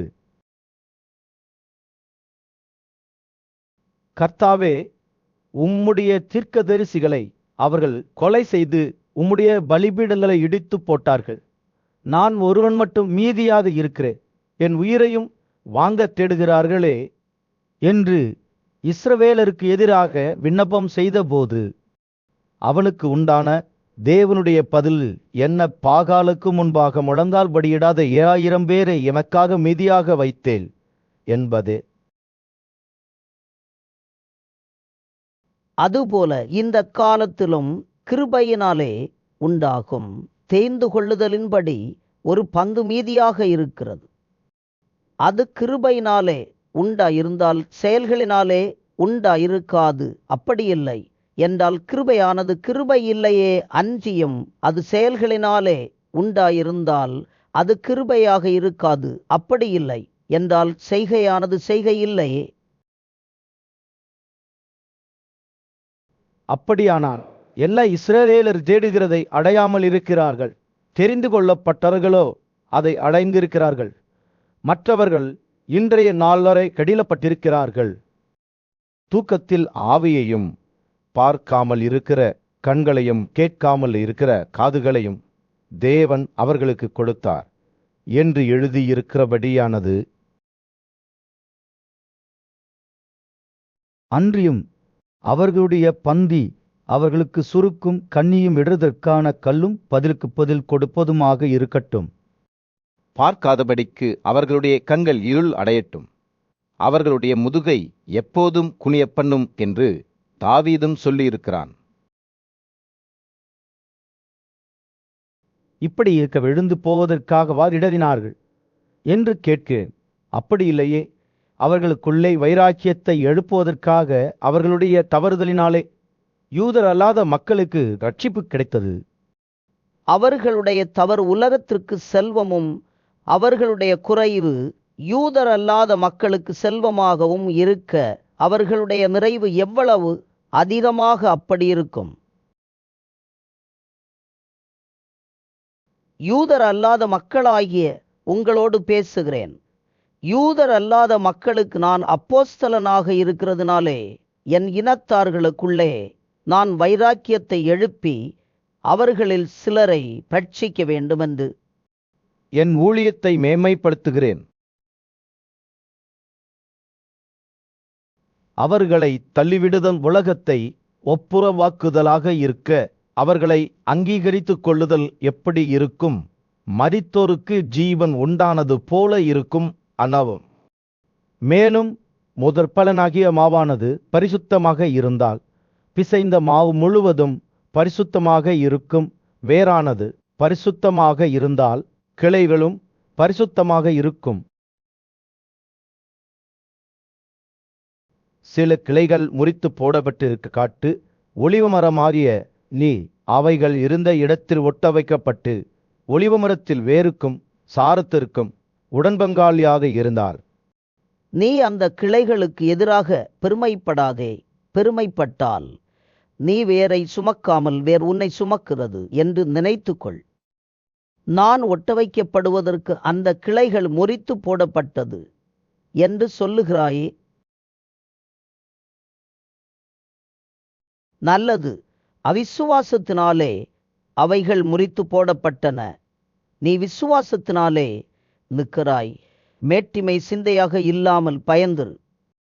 சுபாவ கிளைகளை தேவன் தப்ப விடாமல் இருக்க உன்னையும் தப்ப விடமாட்டார் என்று எச்சரிக்கையாக இரு.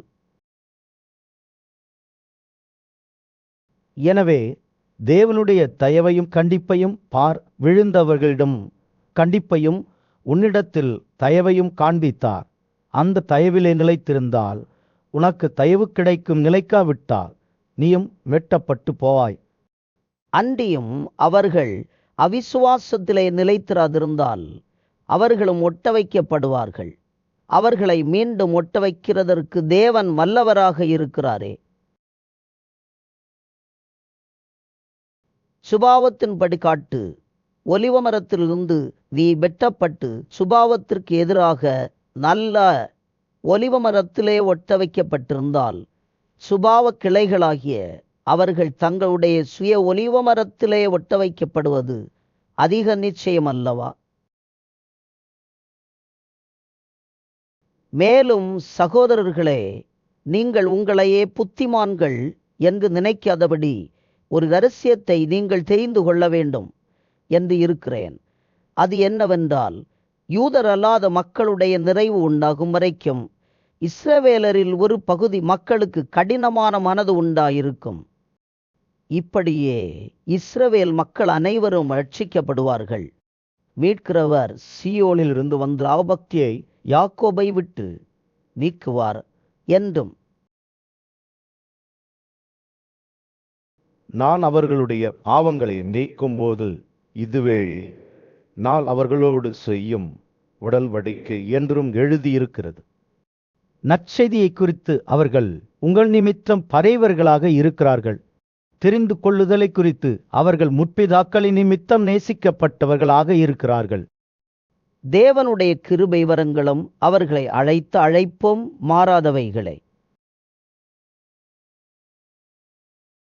எனவே நீங்கள் முற்காலத்திலே தேவனுக்கு கீழ்ப்படியாமல் இருந்து இப்பொழுது அவர்களுடைய கீழ்ப்படியாமையினாலே இரக்கம் பெற்றிருக்கிறது போல் அவர்களும் இப்பொழுது கீழ்ப்படியாமல் இருந்தும் பின்பு உங்களுக்கு கிடைத்த இரக்கத்தினாலே இரக்கம் பெறுவார்கள். எல்லோர் மேலும் இரக்கமாக இருப்பதற்காக தேவன் எல்லோரையும் கீழ்ப்படியாமைக்குள்ளே அடைத்து போட்டார். தேவனுடைய செல்வம், ஞானம், அறிவு என்பவைகளின் ஆழம் எவ்வளவாக இருக்கிறது! அவருடைய நியாய தீர்ப்புகள் அளந்து பார்க்க முடியாதவைகள், அவருடைய வழிகள் ஆராய்ந்து பார்க்க முடியாதவைகள். கர்த்தருடைய சிந்தையை தெரிந்து கொண்டவன் யார்? அவருக்கு ஆலோசனைக்காரனாக இருந்தவன் யார்? தனக்கு திரும்ப கிடைக்கும் என்று முதலில் அவருக்கு ஒன்றை கொடுத்தவன் யார்?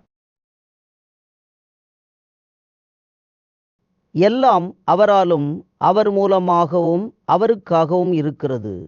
அவருக்கே என்றென்றைக்கும் மகிமை உண்டாவதாக. ஆமென்.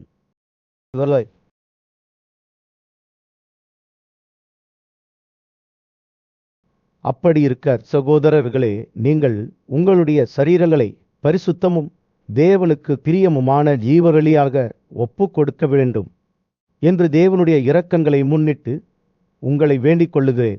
இதுவே நீங்கள் செய்யும் புத்தியுள்ள ஆராதனை. நீங்கள் இந்த உலகத்திற்கு ஏற்ற வேஷம் போடாமல் தேவனுடைய நன்மையும் பிரியமும் பரிபூரணமுமான விருப்பம் என்னவென்று பகுத்தறிவதற்காக உங்களுடைய மனம் புதிதாக மாறுகிறதினாலே மறுரூபமாகுங்கள். அல்லாமலும் எனக்கு அருளப்பட்ட கிருபையினாலே நான் சொல்லுகிறதாவது, உங்களில் யாராவது தன்னை குறித்து நினைக்க வேண்டிய அளவிற்கு அதிகமாக நினைக்காமல் அவனவனுக்கு தேவன் பகிர்ந்து கொடுத்த விசுவாச அளவின்படி தெளிந்த எண்ணம் உள்ளவனாக நினைக்க வேண்டும். ஏனென்றால் நமக்கு ஒரே சரீரத்திலே அநேக உறுப்புகள் இருந்தும் எல்லா உறுப்புகளுக்கும் ஒரே வேலை இல்லாததைப் போல் அநேகராகிய நாமும் கிறிஸ்துவிற்குள் ஒரே சரீரமாக இருக்க ஒருவருக்கொருவர் உறுப்புகளாக இருக்கிறோம். நமக்கு அருளப்பட்ட கிருபையின்படியே நாம் வெவ்வேறான வரங்கள் உள்ளவர்களாக இருக்கிறதுனால் நம்மில் தீர்க்க தரிசனம் சொல்லுகிற வரத்தை உடையவன் விசுவாச பிரமாணத்தின்படி சொல்லட்டும். ஊழியம் செய்கிறவன் ஊழியத்திலும், போதிக்கிறவன் போதிக்கிறதிலும், புத்தி சொல்லுகிறவன் புத்தி சொல்லுகிறதிலும் நிலைத்திருக்க வேண்டும். பகிர்ந்து கொடுக்கிறவன் வஞ்சனை இல்லாமல் கொடுக்கட்டும். முதலாளியானவன் கவனமாக இருக்க வேண்டும். இரக்கம் செய்கிறவன் உற்சாகத்துடனே செய்யட்டும். உங்களுடைய அன்பு மாயமில்லாமல் இருக்கட்டும். தீமையை வெறுத்து நன்மையை பிடித்து கொண்டிருங்கள். சகோதர அன்பினாலே ஒருவர் மேல் ஒருவர் பாசமாக இருங்கள். மரியாதை கொடுக்கிறதிலே ஒருவருக்கொருவர் முந்திக் கொள்ளுங்கள். அசதியாக இல்லாமல் எச்சரிக்கையாக இருங்கள். ஆவியிலே அனனாக இருங்கள். கர்த்தருக்கு ஊழியம் செய்யுங்கள். நம்பிக்கையிலே சந்தோஷமாக இருங்கள். உபத்திரவத்திலே பொறுமையாக இருங்கள். ஜெபத்திலே உறுதியாக நிலைத்திருங்கள்.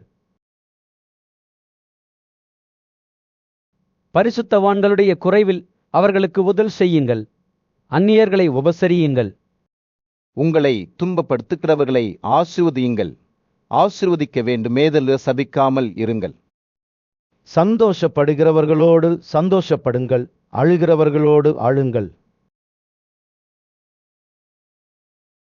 ஒருவரோடொருவர் ஒரே சிந்தை உள்ளவர்களாக இருங்கள். மேட்டிமையானவைகளை சிந்திக்காமல் தாழ்மையானவர்களை ஏற்றுக்கொள்ளுங்கள்.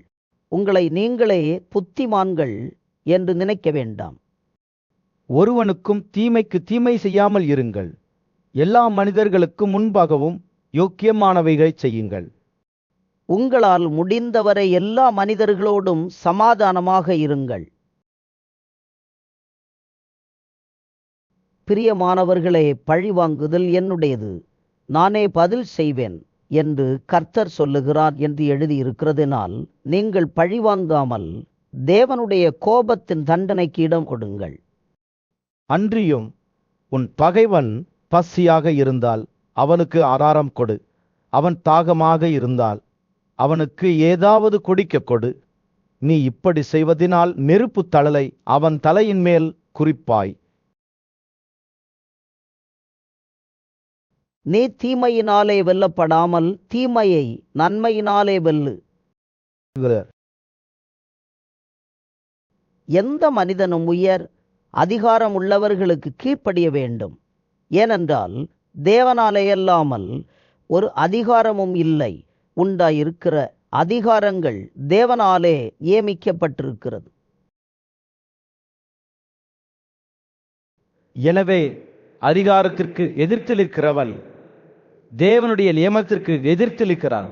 அப்படி எதிர்த்திருக்கிறவர்கள் தங்களுக்கு தாங்களே தண்டனையை வரவழைத்துக் கொள்கிறார்கள். மேலும் அதிகாரிகள் நல்ல செயல்களுக்கு அல்ல, தீய செயல்களுக்கே பயங்கரமாக இருக்கிறார்கள். எனவே நீ அதிகாரத்திற்கு பயப்படாமல் இருக்க வேண்டுமானால் நன்மை செய், அதனால் உனக்கு புகழ்ச்சி உண்டாகும். உனக்கு நன்மை உண்டாவதற்காக அவன் தேவனுடைய ஊழியக்காரனாக இருக்கிறான். நீ தீமை செய்தால் மயந்திரு பட்கேத்தை அவன் வீணாக பிடித்திருக்கவில்லை. தீமை செய்கிறவன் மேல் கோபத்தின் தண்டனையை வரப்பண்ணுவதற்காக அவன் நீதியை செலுத்துகிற தேவனுடைய ஊழியக்காரனாக இருக்கிறானே. எனவே நீங்கள் கோபத்தின் தண்டனைக்காக மட்டுமில்லை, மனச்சாட்சிக்காகவும் கீழ்ப்படிய வேண்டும். இதற்காகவே நீங்கள் வரியையும் கொடுக்கிறீர்கள். அவர்கள் இந்த வேலையை பார்த்து வருகிற தேவனுடைய ஊழியக்காரர்களாக இருக்கிறார்களே. எனவே எல்லோருக்கும் செலுத்த வேண்டிய கடமைகளை செலுத்துங்கள். யாருக்கு வரியை செலுத்த வேண்டுமோ அவனுக்கு வரியையும், யாருக்கு சொத்து வரியை செலுத்த வேண்டுமோ அவனுக்கு சொத்து வரியையும் செலுத்துங்கள். யாருக்கு பயப்பட வேண்டுமோ அவனுக்கு பயப்படுங்கள். யாருக்கு மதிப்பு கொடுக்க வேண்டுமோ அவனுக்கு மதிப்பு கொடுங்கள். ஒருவரிலொருவர் அன்பு செலுத்துகிற கடனைத் தவிர வேறு எதிலும் யாருக்கும் கடன்படாமல் இருங்கள். அயலகத்தாரிடம் அன்பு செலுத்துகிறவன் நியாய பிரமாணத்தை நிறைவேற்றுகிறான். எப்படி என்றால், விபசாரம் செய்யாதிருப்பாயாக, கொலை செய்யாதிருப்பாயாக, களவு செய்யாதிருப்பாயாக, பொய்ச்சாட்சி சொல்லாதிருப்பாயாக, இச்சிக்காமல் இருப்பாயாக என்கிற இந்த கட்டளைகளும் வேறு எந்த கட்டளையும் உன்னிடத்தில் நீ அன்பாக செலுத்துவது போல மற்றவளிடமும் அன்பு செலுத்துவாயாக என்கிற ஒரே வாக்கியத்தில் அடங்கியிருக்கிறது. அன்பு மற்றவனுக்கு தீமை செய்யாது. எனவே அன்பு நியாயப்பிரமாணத்தின் நிறைவேறுதலாக இருக்கிறது. தூக்கத்தை விட்டு எழுந்திருக்க வேண்டிய நேரமானது என்று நாம் நேரத்தை அறிந்தவர்களாக இப்படி நடக்க வேண்டும். நாம் விசுவாசிகளான போது இரட்சிப்பு அருகில் இருந்ததை விட இப்பொழுது அது நமக்கு மிக அருகில் இருக்கிறது. இரவு கடந்து போனது, பகல் அருகில் வந்துவிட்டது. எனவே இருளின் செயல்களை நாம் தள்ளிவிட்டு ஒளியின் ஆயுதங்களை அணிந்து கொள்வோம்.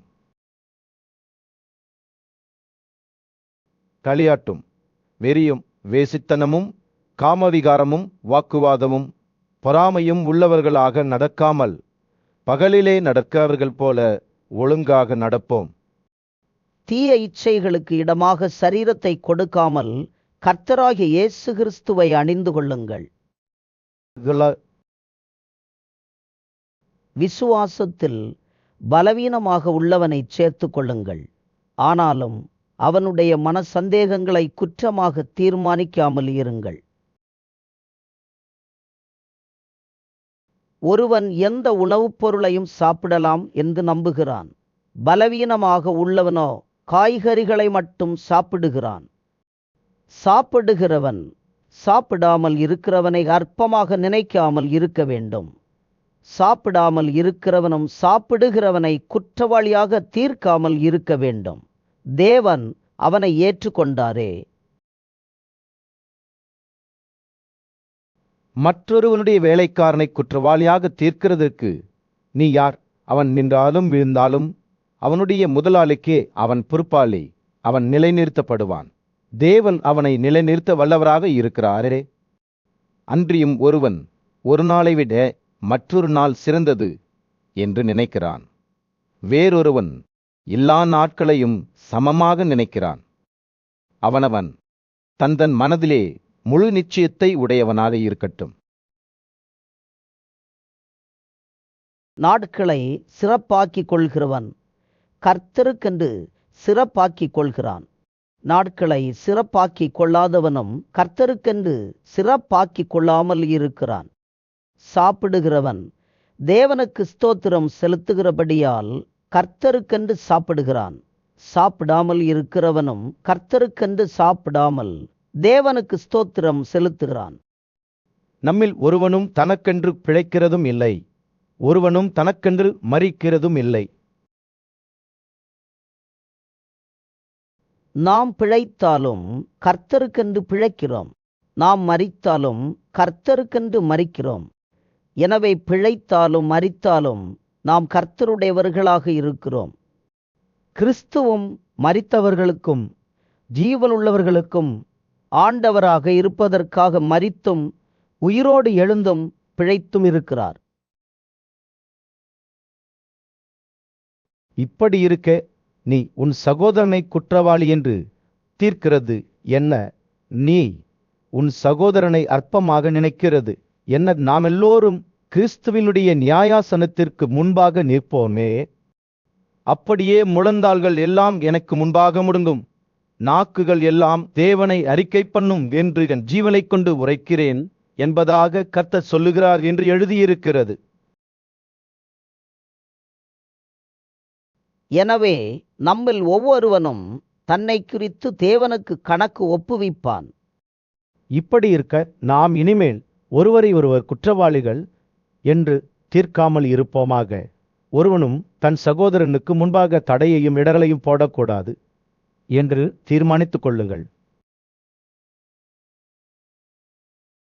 எந்த பொருளும் தன்னில்தானே தீட்டானவைகள் இல்லை என்று கர்த்தராகிய இயேசுவுக்குள் அறிந்து விச்சயித்திருக்கிறேன்.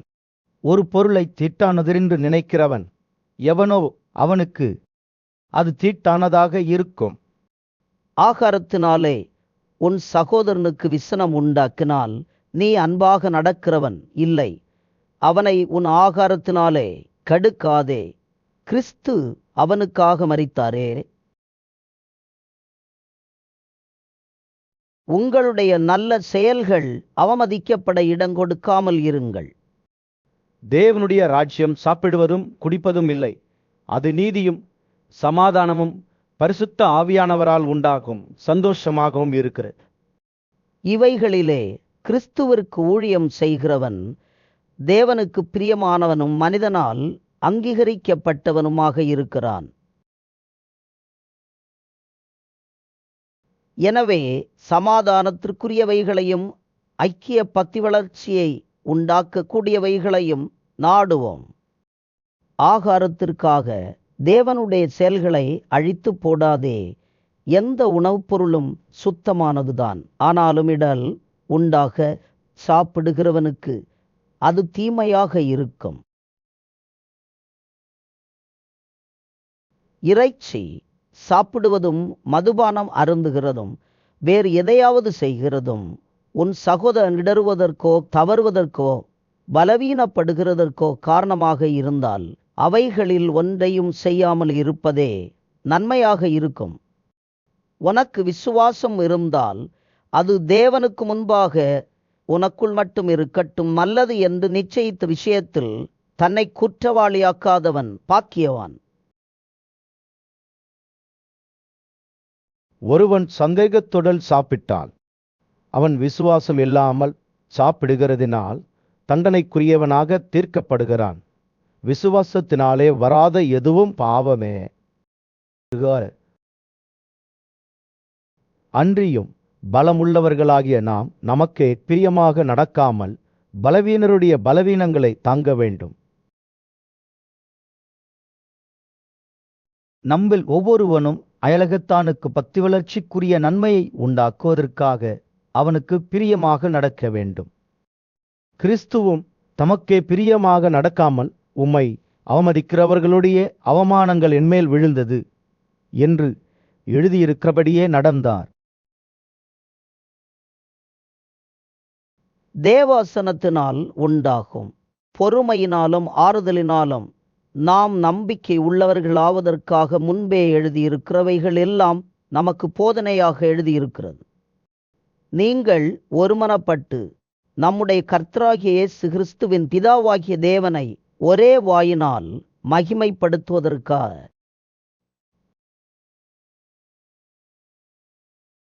பொறுமையையும் ஆறுதலையும் அளிக்கும் தேவன் கிறிஸ்து இயேசுவினுடைய மாதிரியின்படியே நீங்கள் ஒரே சிந்தை உள்ளவர்களாக இருக்க உங்களுக்கு தயவு செய்வாராக. எனவே தேவனுக்கு மகிமை உண்டாகும்படி கிறிஸ்து நம்மை ஏற்றுக்கொண்டது போல நீங்களும் ஒருவரை ஒருவர் ஏற்றுக்கொள்ளுங்கள். மேலும் முற்பிதாக்களுக்கு கொடுக்கப்பட்ட வாக்குத்தத்தங்களை உறுதியாக்குவதற்காக தேவனுடைய சத்தியத்தினால் இயேசு கிறிஸ்து விருத்த சேதனம் உள்ளவர்களுக்கு ஊழியக்காரர் ஆனார் என்றும், யூதர் அல்லாத மக்களும் இரக்கம் பெற்றதினால் தேவனை மகிமைப்படுத்துகிறார்கள் என்றும் சொல்லுகிறேன். அப்படியே இதனால் நான் யூதர் அல்லாத மக்களுக்குள்ளே உம்மை அறிக்கை செய்து உம்முடைய நாமத்தை சொல்லி சங்கீதம் பாடுவேன் என்று எழுதியிருக்கிறது. மேலும் யூதர் அல்லாத மக்களே அவருடைய மக்களுடன் சேர்ந்து களி கூறுங்கள் என்கிறார். மேலும் யூதரல்லாத மக்களே எல்லோரும் கர்த்தரை துதியுங்கள், மக்களே எல்லோரும் அவரை புகழுங்கள் என்றும் சொல்லுகிறார். மேலும் ஈசாயின் வேறும் யூத அல்லாத மக்களை ஆள்கை செய்கிற ஒருவர் தோன்றுவார், அவரிடம் யூதர் அல்லாத மக்கள் நம்பிக்கை வைப்பார்கள் என்று ஏசாயா சொல்லுகிறான். பரிசுத்த ஆவியானவரின் பலத்தினாலே உங்களுக்கு நம்பிக்கை பெருக, நம்பிக்கையின் தேவன் விசுவாசத்தினால் உண்டாகும் எல்லாவிதமான சந்தோஷத்தினாலும் சமாதானத்தினாலும் உங்களை நிரப்புவார்.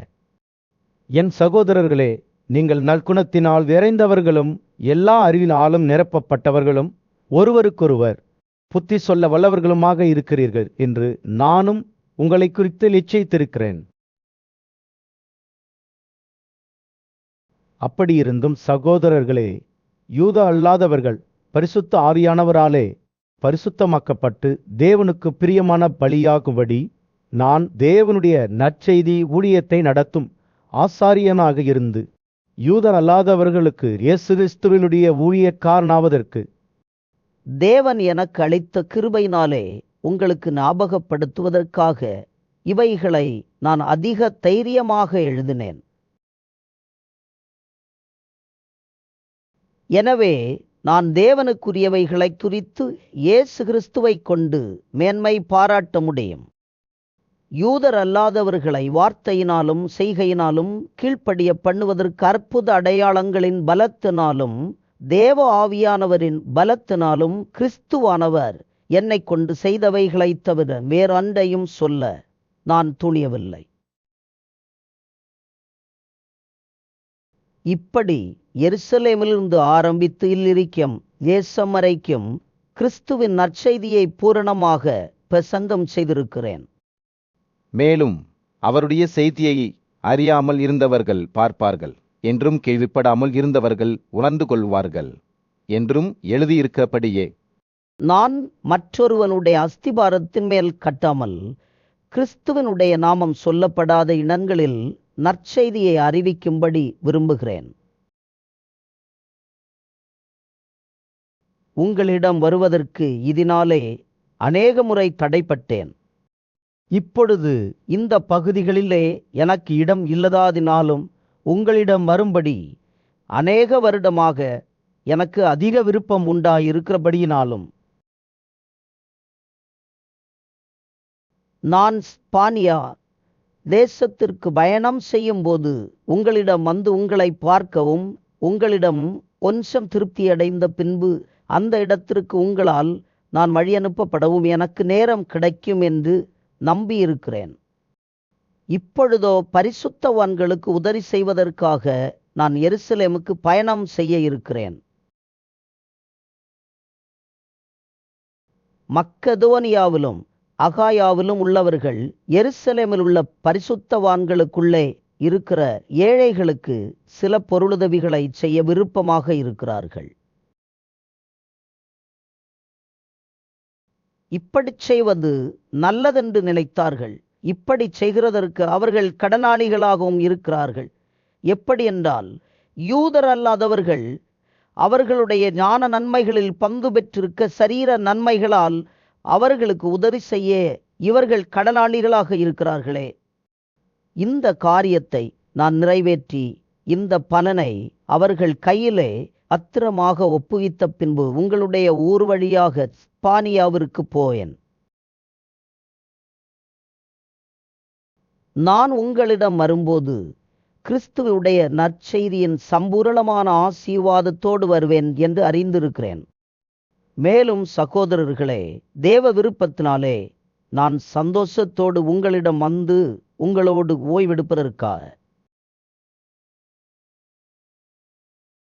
யூதேயாவில் இருக்கிற அவிசுவாசிகளுக்கு நான் தப்புவிக்கப்படுவதற்காகவும் நான் எருசலேமில் உள்ள பரிசுத்தவான்களுக்கு செய்யப்போகிற தர்ம உதவிகள் அவர்களால் அங்கீகரிக்கப்படுவதற்காகவும் நீங்கள் தேவனை நோக்கி செய்யும் ஜெபங்களில் நான் போராடுவது போல நீங்களும் என்னோடு சேர்ந்து போராட வேண்டும் என்று நம்முடைய கர்த்தராகிய இயேசு கிறிஸ்துவினாலும் பரிசுத்த ஆவியானவருடைய அன்பினாலும் உங்களை வேண்டிக் கொள்கிறேன்.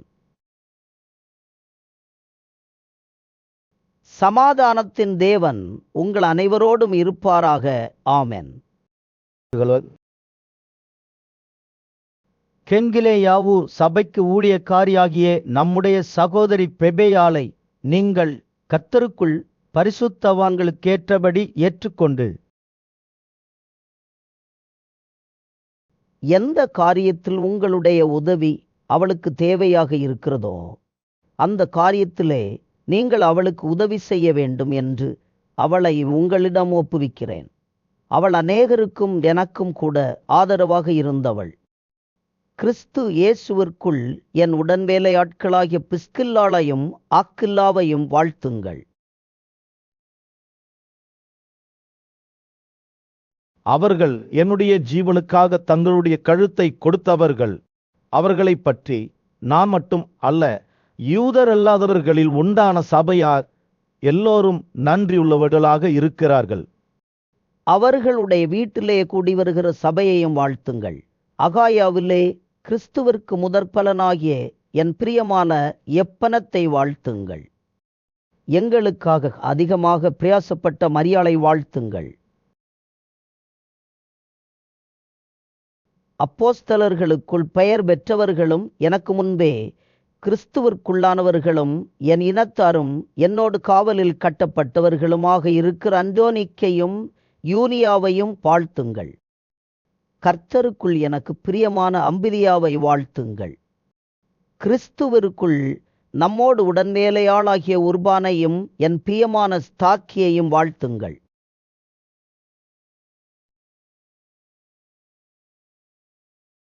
கிறிஸ்துவிற்குள் உத்தமனாகிய அப்பல்லையை வாழ்த்துங்கள். அரிஸ்தோபூலுவின் குடும்பத்தாரை வாழ்த்துங்கள். என் இலத்தானாகிய ஏரோதியோனை வாழ்த்துங்கள். நர்கிசுவின் குடும்பத்தாரில் கர்த்தருக்குள் இருக்கிறவர்களை வாழ்த்துங்கள். கர்த்தருக்குள் அதிகமாக பிரயாசப்படுகிற திரிதேனாலையும் திரிபோசாலையும் வாழ்த்துங்கள்.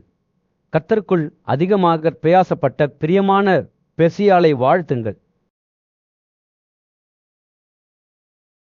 கர்த்தருக்குள் தெரிந்து கொள்ளப்பட்ட ரூபையும் எனக்கும் தாயாகி அவனுடைய தாயையும் வாழ்த்துங்கள். அசிங்கிரித்துவையும் பிலகோனையும் எர்மாவையும் பத்துரபாவையும் எர்மேயையும் அவர்களோடு இருக்கிற சகோதரர்களையும் வாழ்த்துங்கள். பில்லலோகையும் யூலியாளையும் நேரேயையும் அவனுடைய சகோதரியையும் ஒலிம்பாவையும் அவர்களோடு இருக்கிற பரிசுத்தவான்கள் எல்லோரையும் வாழ்த்துங்கள். ஒருவரை ஒருவர் பரிசுத்த முத்தத்தோடு வாழ்த்துங்கள். கிறிஸ்துவின் சபையார் உங்களை வாழ்த்துகிறார்கள். அன்னியும் சகோதரர்களே, நீங்கள் கற்றுக்கொண்ட உபதேசத்திற்கு எதிராக பிரிவினைகளையும் இடல்களையும் உண்டாக்குகிறவர்களை குறித்து எச்சரிக்கையாக இருந்து அவர்களை விட்டு விலக வேண்டும் என்று உங்களுக்கு புத்தி சொல்லுகிறேன்.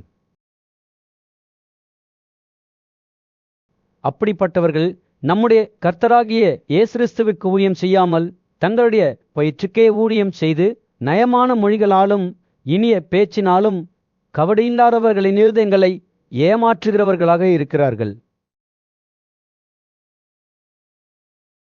உங்களுடைய கீழ்ப்படிதல் எல்லோருக்கும் தெரிய வந்திருக்கிறது. எனவே உங்களை குறித்து சந்தோஷப்படுகிறேன். ஆனாலும் நீங்கள் நன்மைக்கு ஞானிகளும் தீமைக்கு பேதைகளுமாக இருக்க வேண்டும் என்று விரும்புகிறேன். சமாதானத்தின் தேவன் சீக்கிரமாக சாத்தானை உங்களுடைய கால்களின் கீழே நசுக்கி போடுவார். நம்முடைய கர்த்தராகிய இயேசு கிறிஸ்துவினுடைய கிருபை உங்களோடு இருப்பதாக. ஆமென். என் உடன்வேலையாளாகிய தீமோத்தேயும் என் இலத்தராகிய லூவியும் யாசோனும் சொசிபத்தரும் உங்களை வாழ்த்துகிறார்கள். இந்த கடிதத்தை எழுதின தெர்தியுவாகிய நான் கர்த்தருக்குள் உங்களை வாழ்த்துகிறேன். என்னையும் சபைகள் அனைத்தையும் உபசரித்து வருகிற காய் உங்களை வாழ்த்துகிறான். பட்டணத்தின் பொருளாளரான ஏஸ்தும் சகோதரனாகிய குவர்த்தும் உங்களை வாழ்த்துகிறார்கள்.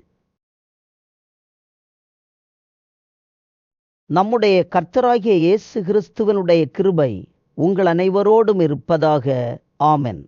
ஆதிகாலம் முதல் இரகசியமாக இருந்து இப்பொழுது தீர்க்கதரிசன ஆகமங்களினாலே அனாதி தேவனுடைய கட்டளையின்படி வெளிப்படுத்தப்பட்டதும் எல்லா தேசத்து மக்களும் விசுவாசத்திற்கு கீழ்ப்படியும்படி அவர்களுக்கு அறிவிக்கப்பட்டதுமாக இருக்கிற ரகசியத்தை வெளிப்படுத்துகிற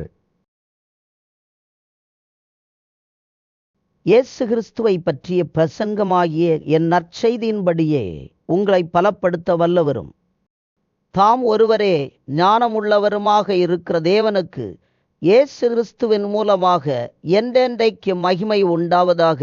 ஆமென்.